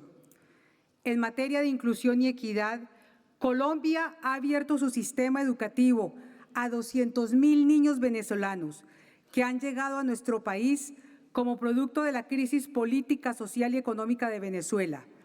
Colombia ha acogido a más de 1.300.000 venezolanos en los últimos 2 años, entre los cuales se encuentran niños, niñas y jóvenes, para los cuales, y aquí permítanme referirme al título del último Informe Mundial de la Educación de UNESCO 2019, hemos construido puentes, no muros, y hemos generado soluciones a retos ante los que ninguno de nuestros países estaba preparado. La transformación estratégica debe también situar en el centro de las prioridades programáticas a las ciudades creativas y a las industrias culturales y creativas en cuanto a temática contemporánea asociada a la producción de contenidos capaces de enriquecernos individual y colectivamente, de hacer nuestras sociedades más plurales e informadas, de generar oportunidades de goce y disfrute de la cultura, produciendo empleo y crecimiento económico. En Colombia hemos construido una política pública audaz para el desarrollo de la economía naranja, es decir, de la economía creativa. El fomento a la creatividad es hoy una política transversal que agrupa la cultura, la educación, las ciencias, el trabajo, el comercio, la industria, el turismo y tecnologías de la información y la comunicación. Invertimos en la creatividad para generar más oportunidades de empleo, más bienestar y mayor pluralidad de contenidos que enriquezcan nuestra sociedad. De otra parte, consideramos fundamental dentro de la transformación estratégica la participación de la juventud en la organización. En los últimos meses hemos visto el creciente ascenso de la poderosa voz de los jóvenes, conscientes de la necesidad de un cambio profundo en nuestra sociedad. También hemos sido testigos de su compromiso con los desafíos mundiales señalados por los Objetivos de Desarrollo Sostenible, así como de su capacidad de convocatoria, que ya no encuentra límites en las distancias geográficas. Jóvenes que crean, que innovan, que inventan, que reclaman su derecho a heredar esta tierra y a frenar la demencial carrera de su destrucción. Debemos atender sus voces, sus reclamos, sus propuestas y apoyar todos los programas de la organización que contribuyan a desarrollar plenamente sus capacidades y que incorporen la fuerza de sus iniciativas. En esta conferencia general tengo el honor de presidir la Comisión de Ciencias Humanas y Sociales gracias al mandato que he recibido de ustedes. Agradezco este encargo y los invito a participar activamente en sus sesiones, que entre otros temas abordarán el estudio preliminar de un eventual instrumento normativo sobre la ética en la inteligencia artificial. Desde hace ya algún tiempo se vienen formulando preguntas esenciales para asumir los retos que enfrentamos como humanidad ante el acontecer vertiginoso de las transformaciones tecnológicas. En diversos escenarios de índole académica, de sociedad civil, de naturaleza pública o internacional, Se han elaborado más de 67 documentos con estudios o recomendaciones, tales como los de la OCDE en su reunión ministerial de mayo pasado. Sin embargo, subsisten las dudas, las contradicciones, las incertidumbres.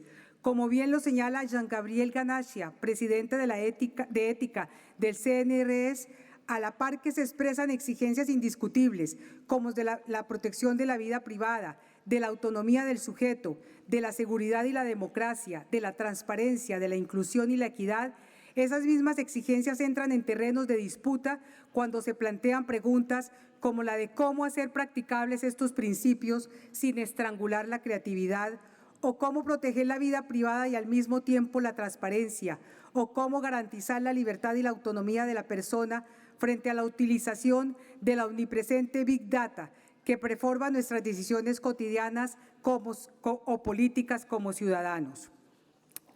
Por último, quiero referirme a la Constitución de la UNESCO y a las propuestas de reforma. Sin desconocer las buenas intenciones de las diferentes iniciativas de cambio planteadas, reitero la convicción en el poder de los principios consagrados en el texto fundador y en las garantías que ofrece en materia de inclusión, participación, representatividad geográfica y diversidad. El consenso debe seguir siendo el procedimiento privilegiado en la construcción del presente y el futuro de la UNESCO. Muchas gracias.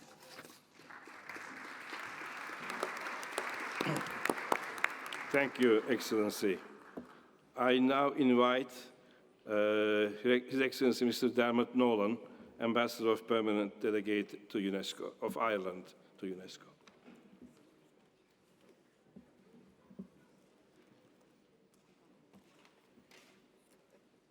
Monsieur le Président, Madame la Directrice Générale, Monsieur le Président du Conseil exécutif, ministres, ambassadeurs et ambassadrices, Mesdames et Messieurs, permettez-moi tout d'abord de vous féliciter, Monsieur le Président, pour votre élection. L'Irlande s'est réjouie à la perspective de travailler de manière constructive au cours de la 40e session de la Conférence générale de l'UNESCO pour faire progresser les priorités communes et relever certains des défis auxquels l'organisation est confrontée. L'Irlande soutient fermement le multilatéralisme. En tant que petit État, nous avons toujours cru que notre souveraineté était renforcée et non diminuée par notre participation aux organisations multilatérales. Notre engagement se reflète dans notre appui constant de longue date à l'ONU depuis 1955. Ireland has always been a strong and consistent supporter of the three pillars of the United Nations work: peace and security, development and human rights. The principles and values enshrined in the UN Charter are those we have always striven to promote and protect as we engage across the breadth of UN activities in pursuit of our goals, including here at UNESCO.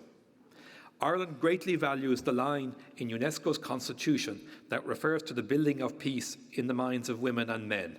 We have a considerable experience of building and sustaining peace and promoting reconciliation on the island of Ireland. We believe that the protection and promotion of education and culture are key to building sustainable and lasting peace. UNESCO provides global and regional leadership in education, strengthens education systems worldwide, and responds to contemporary global challenges through education with gender equality as an underlying principle. Ireland is committed to the promotion of education as a fundamental human right for all throughout life, and provides a right for education for all children in our own constitution. We also believe that access to education must be matched by quality. Education interventions are at the heart of Ireland's International Development Cooperation Programme, which works towards the provision of increased and improved education in developing countries. Our aid programme focuses on girls' education beyond primary school level, in the knowledge that equal access to quality education for women and girls leads to improved health and nutrition in society. Indeed, we are proud to make a substantial financial contribution to the UNESCO Comprehensive Sexuality Education Programme entitled Our Rights, Our Lives, Our Future. Ireland will also invest at least €250 million over the next 5 years as part of our International Development Cooperation Programme to improve access for those children who are currently denied an education and to ensure a better quality of education for all throughout life. UNESCO plays an indispensable role in the protection and promotion of cultural heritage and diversity. In particular, Ireland is a huge advocate of the work of UNESCO in relation to intangible cultural heritage. Since ratifying the Convention in 2015, we have succeeded in having 2 of our cornerstone cultural activities inscribed under the Convention, that is, uilleann piping and the sport of hurling. UNESCO's work in recognising, validating and supporting intangible cultural heritage in the world plays a vital role in helping people recognise and celebrate their place in what can often seem a radically globalising world. Excellences, Mesdames et Messieurs, ces dernières années, nous avons été témoins de nombreuses attaques contre le patrimoine culturel commun de l'humanité. Préserver ce patrimoine de la destruction est un objectif clé de l'UNESCO et nous saluons le travail accompli par cette organisation dans ces circonstances les plus difficiles. Je souhaite donc ici exprimer notre soutien au projet de l'UNESCO Raviver l'esprit de Mossoul, qui vise à reconstruire et développer l'ancienne vie de Mossoul en Irak. Longtemps considéré comme un carrefour culturel au Moyen-Orient, Mossoul a été ravagé par le conflit entre 2014 et 2017. La reconstruction et la restauration de ce patrimoine culturel est donc nécessaire au rétablissement de la sécurité et à la construction de la paix dans l'esprit des hommes et des femmes à Mossoul. Sur cette note, je tiens à féliciter l'UNESCO pour son travail et je me réjouis à la perspective d'une coopération future dans la construction d'un monde durable. Je vous remercie.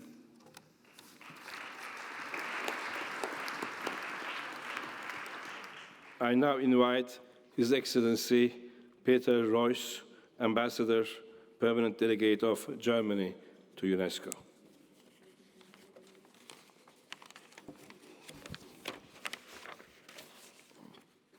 Monsieur le Président de la Conférence générale, Monsieur le Président du Conseil exécutif, Madame la Directrice générale, Mesdames et Messieurs les ministres, Excellences, Mesdames et Messieurs. Je tiens tout d'abord à féliciter l'UNESCO et sa Directrice générale pour le progrès réalisé depuis la dernière conférence générale il y a 2 ans. Des conflits majeurs ont été désamorcés. L'organisation s'est stabilisée politiquement et financièrement et sa réforme a bien avancé. D'un autre côté, le retrait des 2 États membres importants a malheureusement montré que des organisations multilatérales telles que l'UNESCO risquent de perdre leur soutien si elles ne trouvent pas de réponses crédibles aux questions politiques urgentes. Nous regrettons profondément que les États-Unis et Israël aient quitté l'UNESCO et prions les 2 partenaires de reconsidérer leur décision. Mr. President, Excellencies, ladies and gentlemen, Germany is a firm believer in multilateralism. Global problems cannot be solved by one country alone. We need to work together in the context of strong international institutions. It is for this reason that Germany, together with a number of important partners, has started the Alliance of Multilateralism, a network of countries coming together in flexible formats to address concrete policy challenges. UNESCO is an especially important element of the multilateral system. The organization works with the most comprehensive human development mandate of all UN agencies, and is the sole organization with a mandate for fostering mutual understanding based on transcultural cooperation and exchange. This development and understanding relies on our societies and on the human rights and freedom of its individual members. Every day, images of violence make us painfully aware of how much remains to be done to anchor peace in the minds and hearts of people. Against this background, we, the world community, have set ourselves ambitious goals. The efforts put into the implementation of the 2030 Agenda show the great power of multilateralism. UNESCO is at the center of this effort. It has rightly taken the lead of SDG 4. If we look at the other goals, we cannot find a single one that is not linked with the mandate of UNESCO. Mr. President, Excellencies, ladies and gentlemen, Germany pulls its weight in UNESCO. We support the organization and participate vigorously in its debate. And we want to participate in the development of the organization by presenting ourselves as a candidate for the executive board. It goes without saying that we live up to our financial obligations as one of the major contributors to UNESCO. We're happy to support the UNESCO budget of $534.6 million for the next biennium. Our financial support for UNESCO needs to match our political demands to the organization. For Germany, UNESCO's conventions, programs, and instruments have two key strengths. First, the way they intensify cooperation at the civil society level, and second, the way they help to develop credible answers to political challenges, present and future. Let me mention a few major initiatives. In a few days, German Chancellor Angela Merkel will open the International Internet Governance Forum in Berlin. The participants will discuss under the headline One World, One Net, One Vision. UNESCO plays a key role in promoting the human rights-based, universal and open development of the Internet. Its valuable work on artificial intelligence must follow the very same principles. In June 2020, Germany will host the conference to globally launch the new framework for educational for sustainable development for 2030. Education and lifelong learning are key factors for the success of a modern society. We are proud to see the high international reputation earned by the UNESCO Institute for Lifelong Learning in Hamburg. In 2019, we have increased our extra budgetary contribution for the Institute fourfold. We are also proud that Hamburg will receive the UNESCO Japan Prize for Education for Sustainable Development. UNIVOC in Bonn does excellent work in managing a network of 290 technical and vocational training centers all over the world. Next November, we will mark the 50th anniversary of the 1970 Convention by hosting an international conference in Berlin, as we see major challenges, such as the fact that illicit trade of cultural objects persists in a world plagued by an increasing number of crises and armed conflicts. In 2021, the Decade of Ocean Science will kick off with a conference in Berlin. Monsieur le Président, Excellences, l'Allemagne souscrit pleinement la déclaration de l'Union européenne.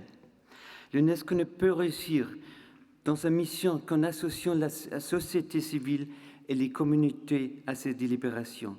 L'Allemagne est fermement attachée au système unique des commissions nationales. Nous souhaitons renforcer davantage ce réseau à la fois gouvernemental et non gouvernemental spécifique à l'UNESCO et nous avons considérablement augmenté le financement de notre propre commission nationale.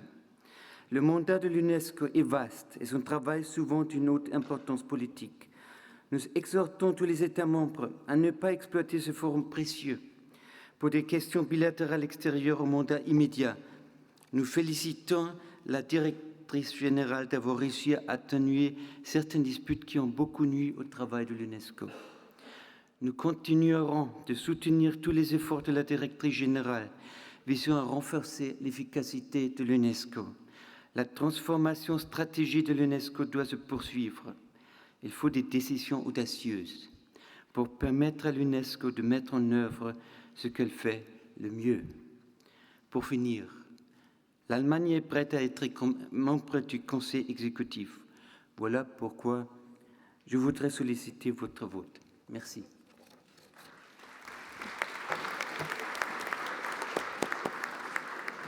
Thank you, Excellency. Ladies and gentlemen, this statement by Ambassador Royce concludes our list of speakers for this afternoon.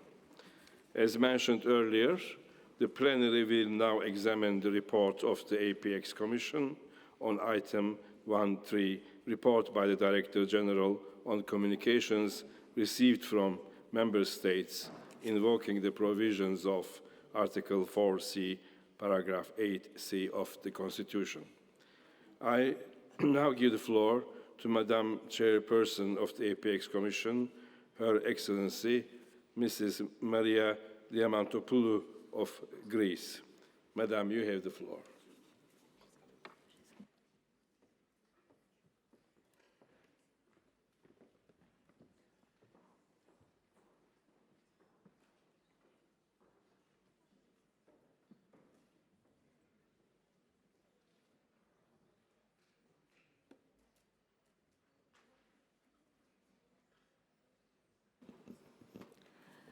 Mr. President of the General Conference, Mr. Chairperson of the Executive Board, Madam Director General, Excellencies, allow me to submit to you the report on the work of the APX Commission on item 1.3, report of the Director General on communications received from Member States invoking the provisions of Article 4.C, paragraph 8C of the Constitution. In accordance with Article 83 of the Rules of Procedure of the General Conference, the APX Commission started its work on the item related to the communications received from Member States invoking the provisions of Article 4.C, paragraph 8 of the Constitution. I wish to draw your attention on the amendment of Rule 82 adopted at the last session of the General Conference. This was the result of the proceedings of the open-ended Working Group on Governance, Procedures, and Methods of Work of the governing bodies of UNESCO. For your recollection, the two main changes resulting from this amendment entail: firstly, instead of an ad hoc working group on voting rights, Rule 82 now establishes a formal working group called Working Group on Contributions. The group still has one representative from each electoral group, but with a term of office of 4 years. Half of the members of the working group shall be replaced at each ordinary session of the General Conference. Secondly, the deadline for member states to submit their communication is now the opening day of the Executive Board session preceding the General Conference, instead of 3 days after the commencement of the General Conference session. This amendment aims at ensuring more continuity and more efficiency in the work of the working group. This 40th session is the first session with this new mechanism in place. Consequently, the working group was composed as follows: Group 1, Germany; Group 2, Slovenia; Group 3, El Salvador; Group 4, Philippines; Group 5A, Mozambique; and finally, Group 5B, Oman. Mr. President, the working group met 5 times on September 12, October 24, 29, 30, and November 7, 2019. At its first meeting, the working group elected the representative from Germany as chairperson. In its report, presented by the chair of the working group yesterday morning, he reminded that the mandate of the working group is only to examine the communications received. Thus, the working group does not assess the situation of member states that do not submit any communication. In the absence of such communication from the member states concerned, the latter may no longer be authorized to take part in voting unless the required payment is received. In light of the above, the working group reviewed carefully the communications received in order to assess two elements. Firstly, assess whether the conditions invoked are genuinely beyond the control of member states. For this purpose, the General Conference adopted three criteria in its resolution 30C/82, namely, first, wars and armed conflicts. Second, economic and financial criteria. And third, natural disasters. The situation invoked should have had proven effects over the 2 preceding years. Secondly, assess the real intention of the member state to pay its total financial contributions to UNESCO. This is done by examining the undertaking made by the member state to settle its arrears. Particular attention is given to the commitment made to reduce the total amount of arrears and to the respect of existing payment plans. By deadline of Monday, October 14, 2019, the working group received 7 communications from the following member states: Comoros, Iran, Libya, Somalia, Sudan, Venezuela, Yemen.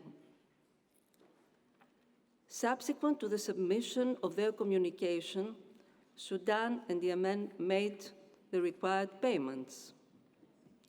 As customary, the working group decided to invite representatives from the member states concerned to make an oral presentation of their cases.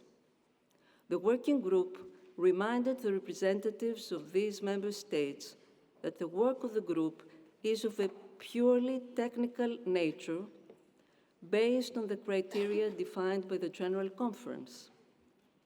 Having carefully examined the communications received and taking into account additional information provided by the representatives of the member states, the working group came to the conclusion that 5 member states could be granted voting rights.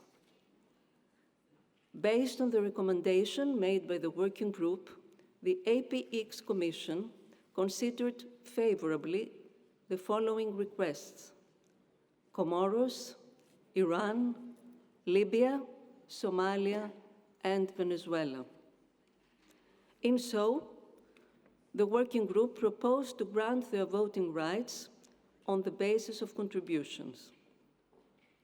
In addition, the working group informed the APX Commission that it further took note of 7 member states in arrears which had not sent any communication. Therefore, the APX Commission endorsed the recommendation of the working group that according to Rule 82 of the Rules of Procedure of the General Conference, the voting rights cannot be granted on the basis of contributions to Antigua and Barbuda, Colombia, Democratic Republic of the Congo, Guinea-Bissau, Sao Tome and Principe, South Sudan, Timor-Leste. Mr. President, in closing, allow me to inform this distinguished assembly that 3 of the members of the working group expressed their interest in voluntarily finishing their term in advance. In light of this, the APX Commission agreed to accept their proposal to end their term at the General Conference. Subsequently, when opening the floor for volunteers per electoral group to proceed to elect the 3 vacant members of the Working Group on Contributions, no member state expressed any interest, leading to a postponement of the election, which shall happen before the closing of the APX Commission. I encouraged members of the Commission from electoral groups 1, 2, and 4 to ensure this important membership and that it is promptly defined. Mr. President, in my capacity as chairperson of the APX Commission, I am submitting the resolution recommended by the APX Commission for adoption by the plenary meeting of the General Conference. With your indulgence, I propose that this decision be taken without debate in line with the past practice. I thank you for your attention. Thank you very much, Your Excellency. Dear colleagues, may I consider that the General Conference approves by consensus the recommendations made by the APX Commission?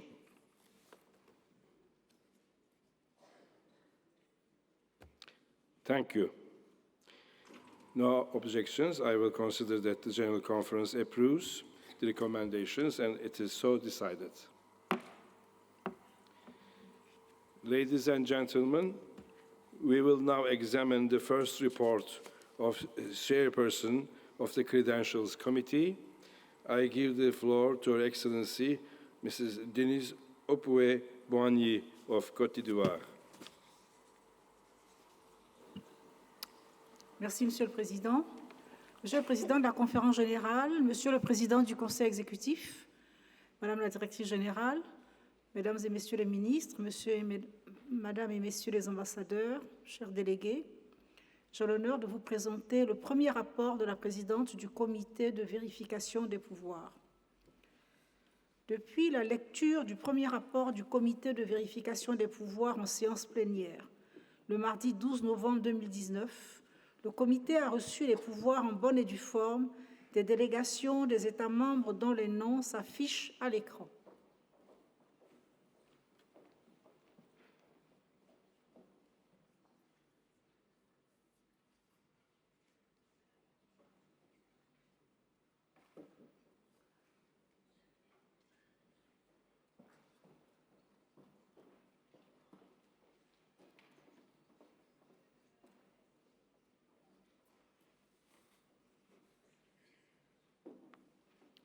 En outre, le Comité a reçu les pouvoirs provisoires des délégations des États membres dont les noms s'affichent à l'écran.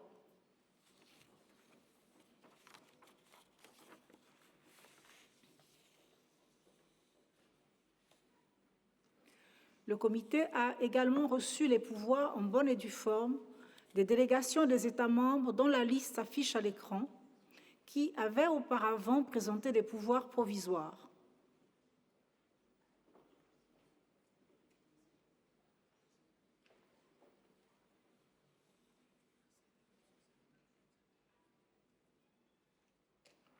Le Comité a également reçu les pouvoirs en bonne et due forme des délégations des membres associés, dont la liste s'affiche à l'écran. Conformément à l'autorisation qui m'a été donnée par le Comité de vérification des pouvoirs, je propose que la Conférence générale accepte ces pouvoirs. Par ailleurs, les délégations des États membres dont la liste s'affiche à l'écran n'ont pas encore présenté de pouvoir.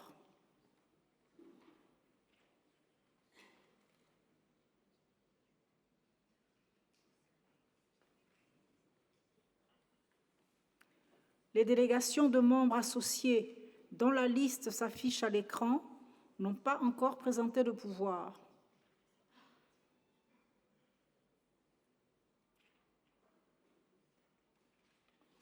Enfin, la délégation d'observateurs, dont le nom s'affiche à l'écran, n'a pas encore présenté de pouvoir.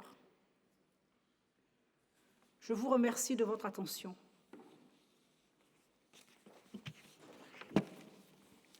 I thank you, Madam Chairperson, for your report. May I take it that the General Conference agrees to take note of the report? Is it Benin or Brazil? Yes. Brazil, you have the floor.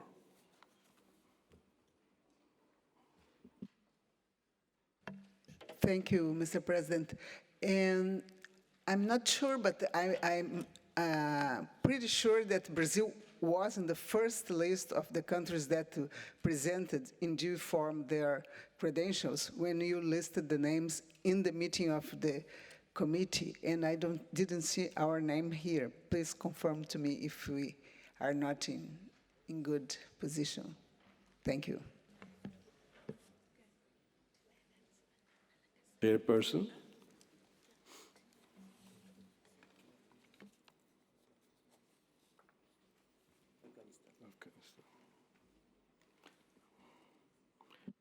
In the meantime, I will give the floor to the distinguished representative of Afghanistan.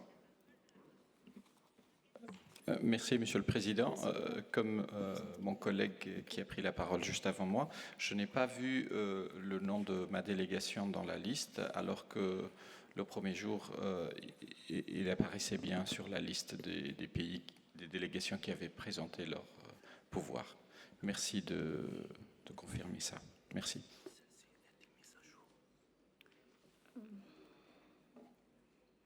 Puis-je prendre la parole, Monsieur le Président? Excuse me, Madam Chairman, maybe you can answer after I give the floor to a third delegation, which I see asking the floor. Burundi, please. Merci, Monsieur le Président. C'est le même cas. C'est le même cas. Avant, on était sur la liste, maintenant, on ne finit pas sur la liste. Le Burundi. Merci. Thank you, Excellency. Madam Chairperson, if you have to add anything. Merci, Monsieur le Président. Nous avons dans la liste des pouvoirs en bonne et due forme l'Afghanistan figure bien, le Brésil figure bien et le Burundi également figure sur la liste des pays qui ont donné leur pouvoir en bonne et due forme. Then I take it answers your questions. Thank you. So I'm taking it that the General Conference agrees to the report of Madame Ope-Boigny. So decided. Sri Lanka? Please, you have the floor, distinguished ambassador. Thank you, Mr. President. Sri Lanka, our name also wasn't there in the, I'm not sure what happened. Madame Chairperson. Oui, merci, Monsieur le Président. Le Sri Lanka figure bien sur la liste des pays qui ont donné leur pouvoir en bonne et due forme. Thank you. That answers as well. Now, following the reports by the chairpersons of the APX Commission and of the Credentials Committee on the valid credentials submitted to date, I will now read the list of the member states that will not have the right to vote at the 40th session of the General Conference. Antigua and Barbuda, Colombia, Democratic Republic of the Congo, Dominica, Guinea-Bissau, Kiribati, Philippines, Sao Tome and Principe, South Sudan, Timor-Leste, Trinidad and Tobago, finally, Yemen.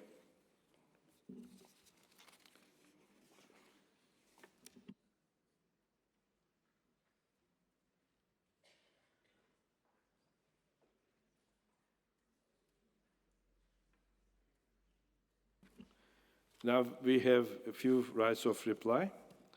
I wish to inform you that I have received 4 requests for the right of reply, and I decided to grant these rights of reply. Delegation of Pakistan has asked for the right of reply to the statement made yesterday by India. In accordance with Rule 72 of our Rules of Procedure, I am according the right of reply to Pakistan for 2 minutes. Your Excellency, the representative of Pakistan, you have the floor. Mr. President, the Indian delegate's malicious and self-contradictory statement yesterday was hardly surprising. Such a vitriolic outburst smacks of a self-created delusion of grandeur and a false sense of righteousness.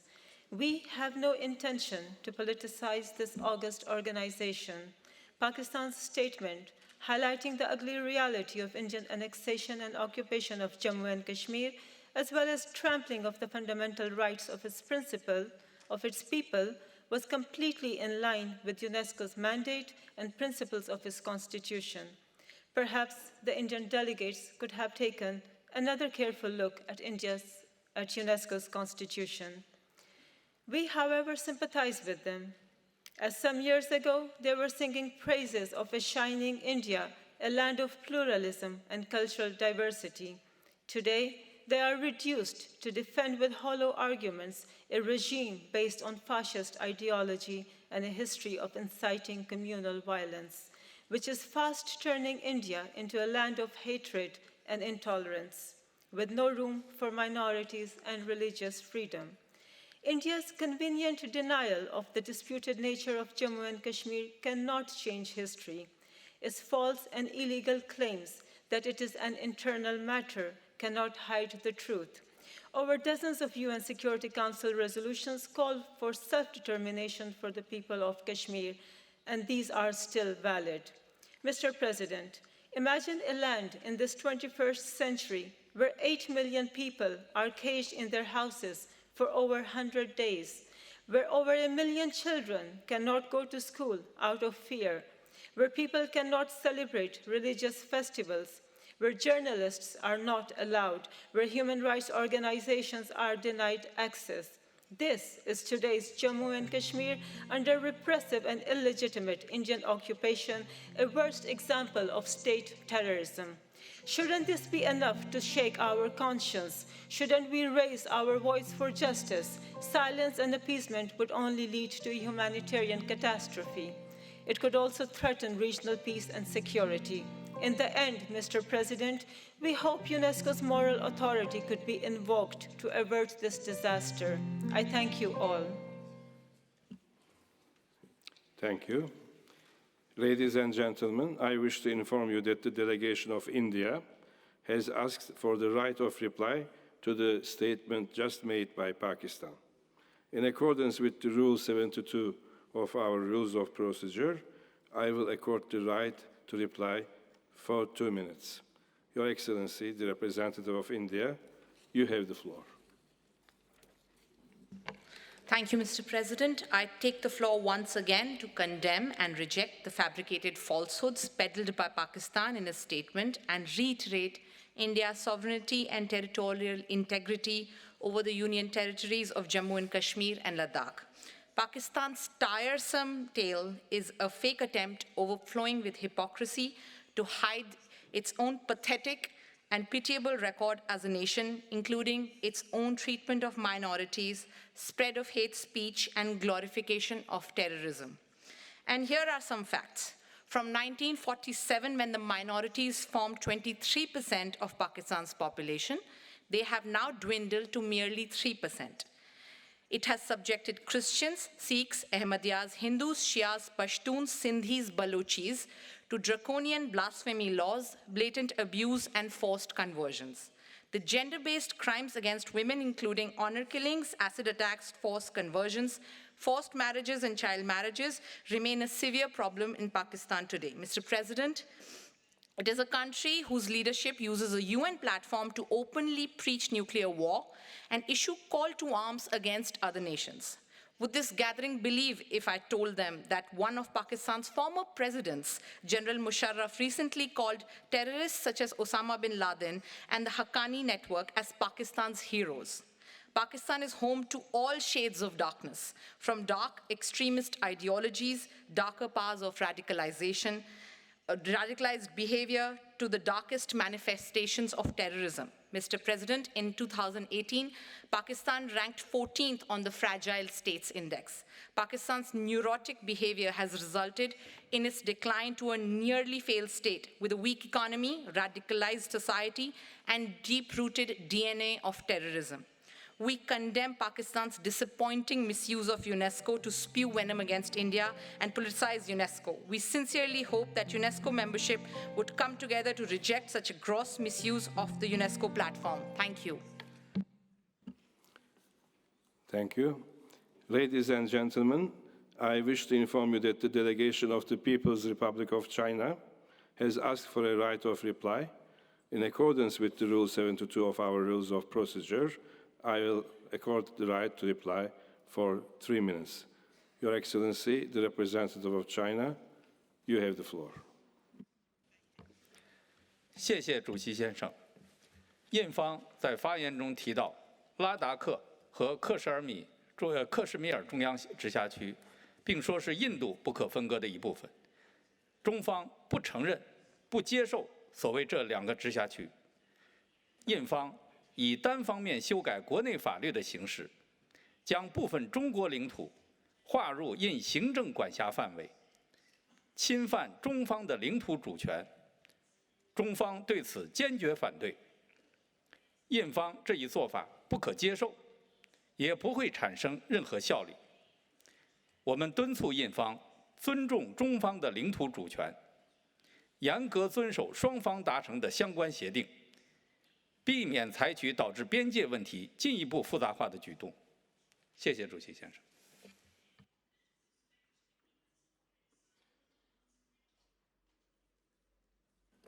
Thank you.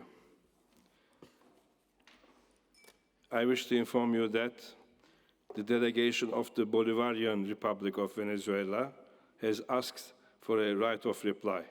In accordance with Rule 72 of our Rules of Procedure, I am according that right of reply for 3 minutes. Your Excellency, you have the floor. Gracias, señor presidente.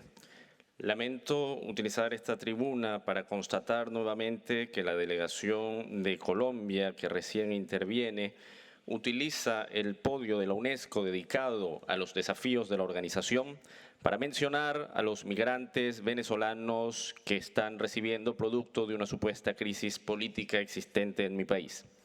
Esta acción que politiza indebidamente esta tribuna obviamente se separa de los objetivos y de los debates que hemos construido en nuestra organización.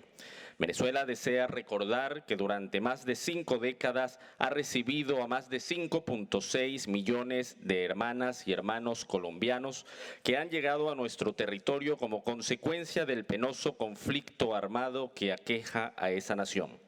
A estos millones de individuos, Venezuela ha garantizado y seguirá garantizando los derechos sociales, económicos y culturales que hemos inscrito y aceptado mediante pactos internacionales, sin solicitar, por cierto, ninguna ayuda financiera internacional, ni realizar un constante ejercicio mediático, erigiéndose con una falsa autoridad moral que lo único que ha generado es el establecimiento de un clima de xenofobia e intolerancia hacia mis compatriotas, como quedó demostrado con el lamentable fallecimiento del músico Fernando Colina en agosto pasado, que no fue atendido en un hospital de Santander, Villa del Rosario, por el simple hecho de ser venezolano, tal como fue debidamente denunciado por mi delegación ante la directora general de la UNESCO por contravenir la recomendación relativa a la condición del artista. Estamos, pues, en presencia de una vergonzosa estrategia de criminalización de venezolanos y de nuestro gobierno por parte del gobierno de Colombia, que incluso utiliza espacios como la Asamblea General de Naciones Unidas para presentar datos falsos con el solo fin de malponernos bajo mentiras. Datos falsos que, por cierto, fueron desmontados por los propios medios colombianos. Finalmente, invitamos con el mismo respeto y aliento hacia la paz que siempre ha manifestado el gobierno bolivariano de Venezuela a continuar trabajando en defensa de los objetivos comunes de la organización y no bombardear con la creación de falsos positivos a inocentes niños lamentablemente muertos recientemente a finales de agosto de este año 2019, evitando con ello que la infancia pueda garantizar el respeto de sus propios derechos consagrados por los distintos instrumentos internacionales que la UNESCO vela y continúa hoy en día incrementando su compromiso. Gracias, señor presidente. Thank you. Ladies and gentlemen, this concludes our work for today. The plenary will reconvene tomorrow morning at 10 o'clock. Before I adjourn the meeting, I wish to remind members of the Bureau of the General Conference that the third meeting of the Bureau will be held tomorrow morning at 9 o'clock in room 10. I wish you a pleasant evening. This meeting is now adjourned.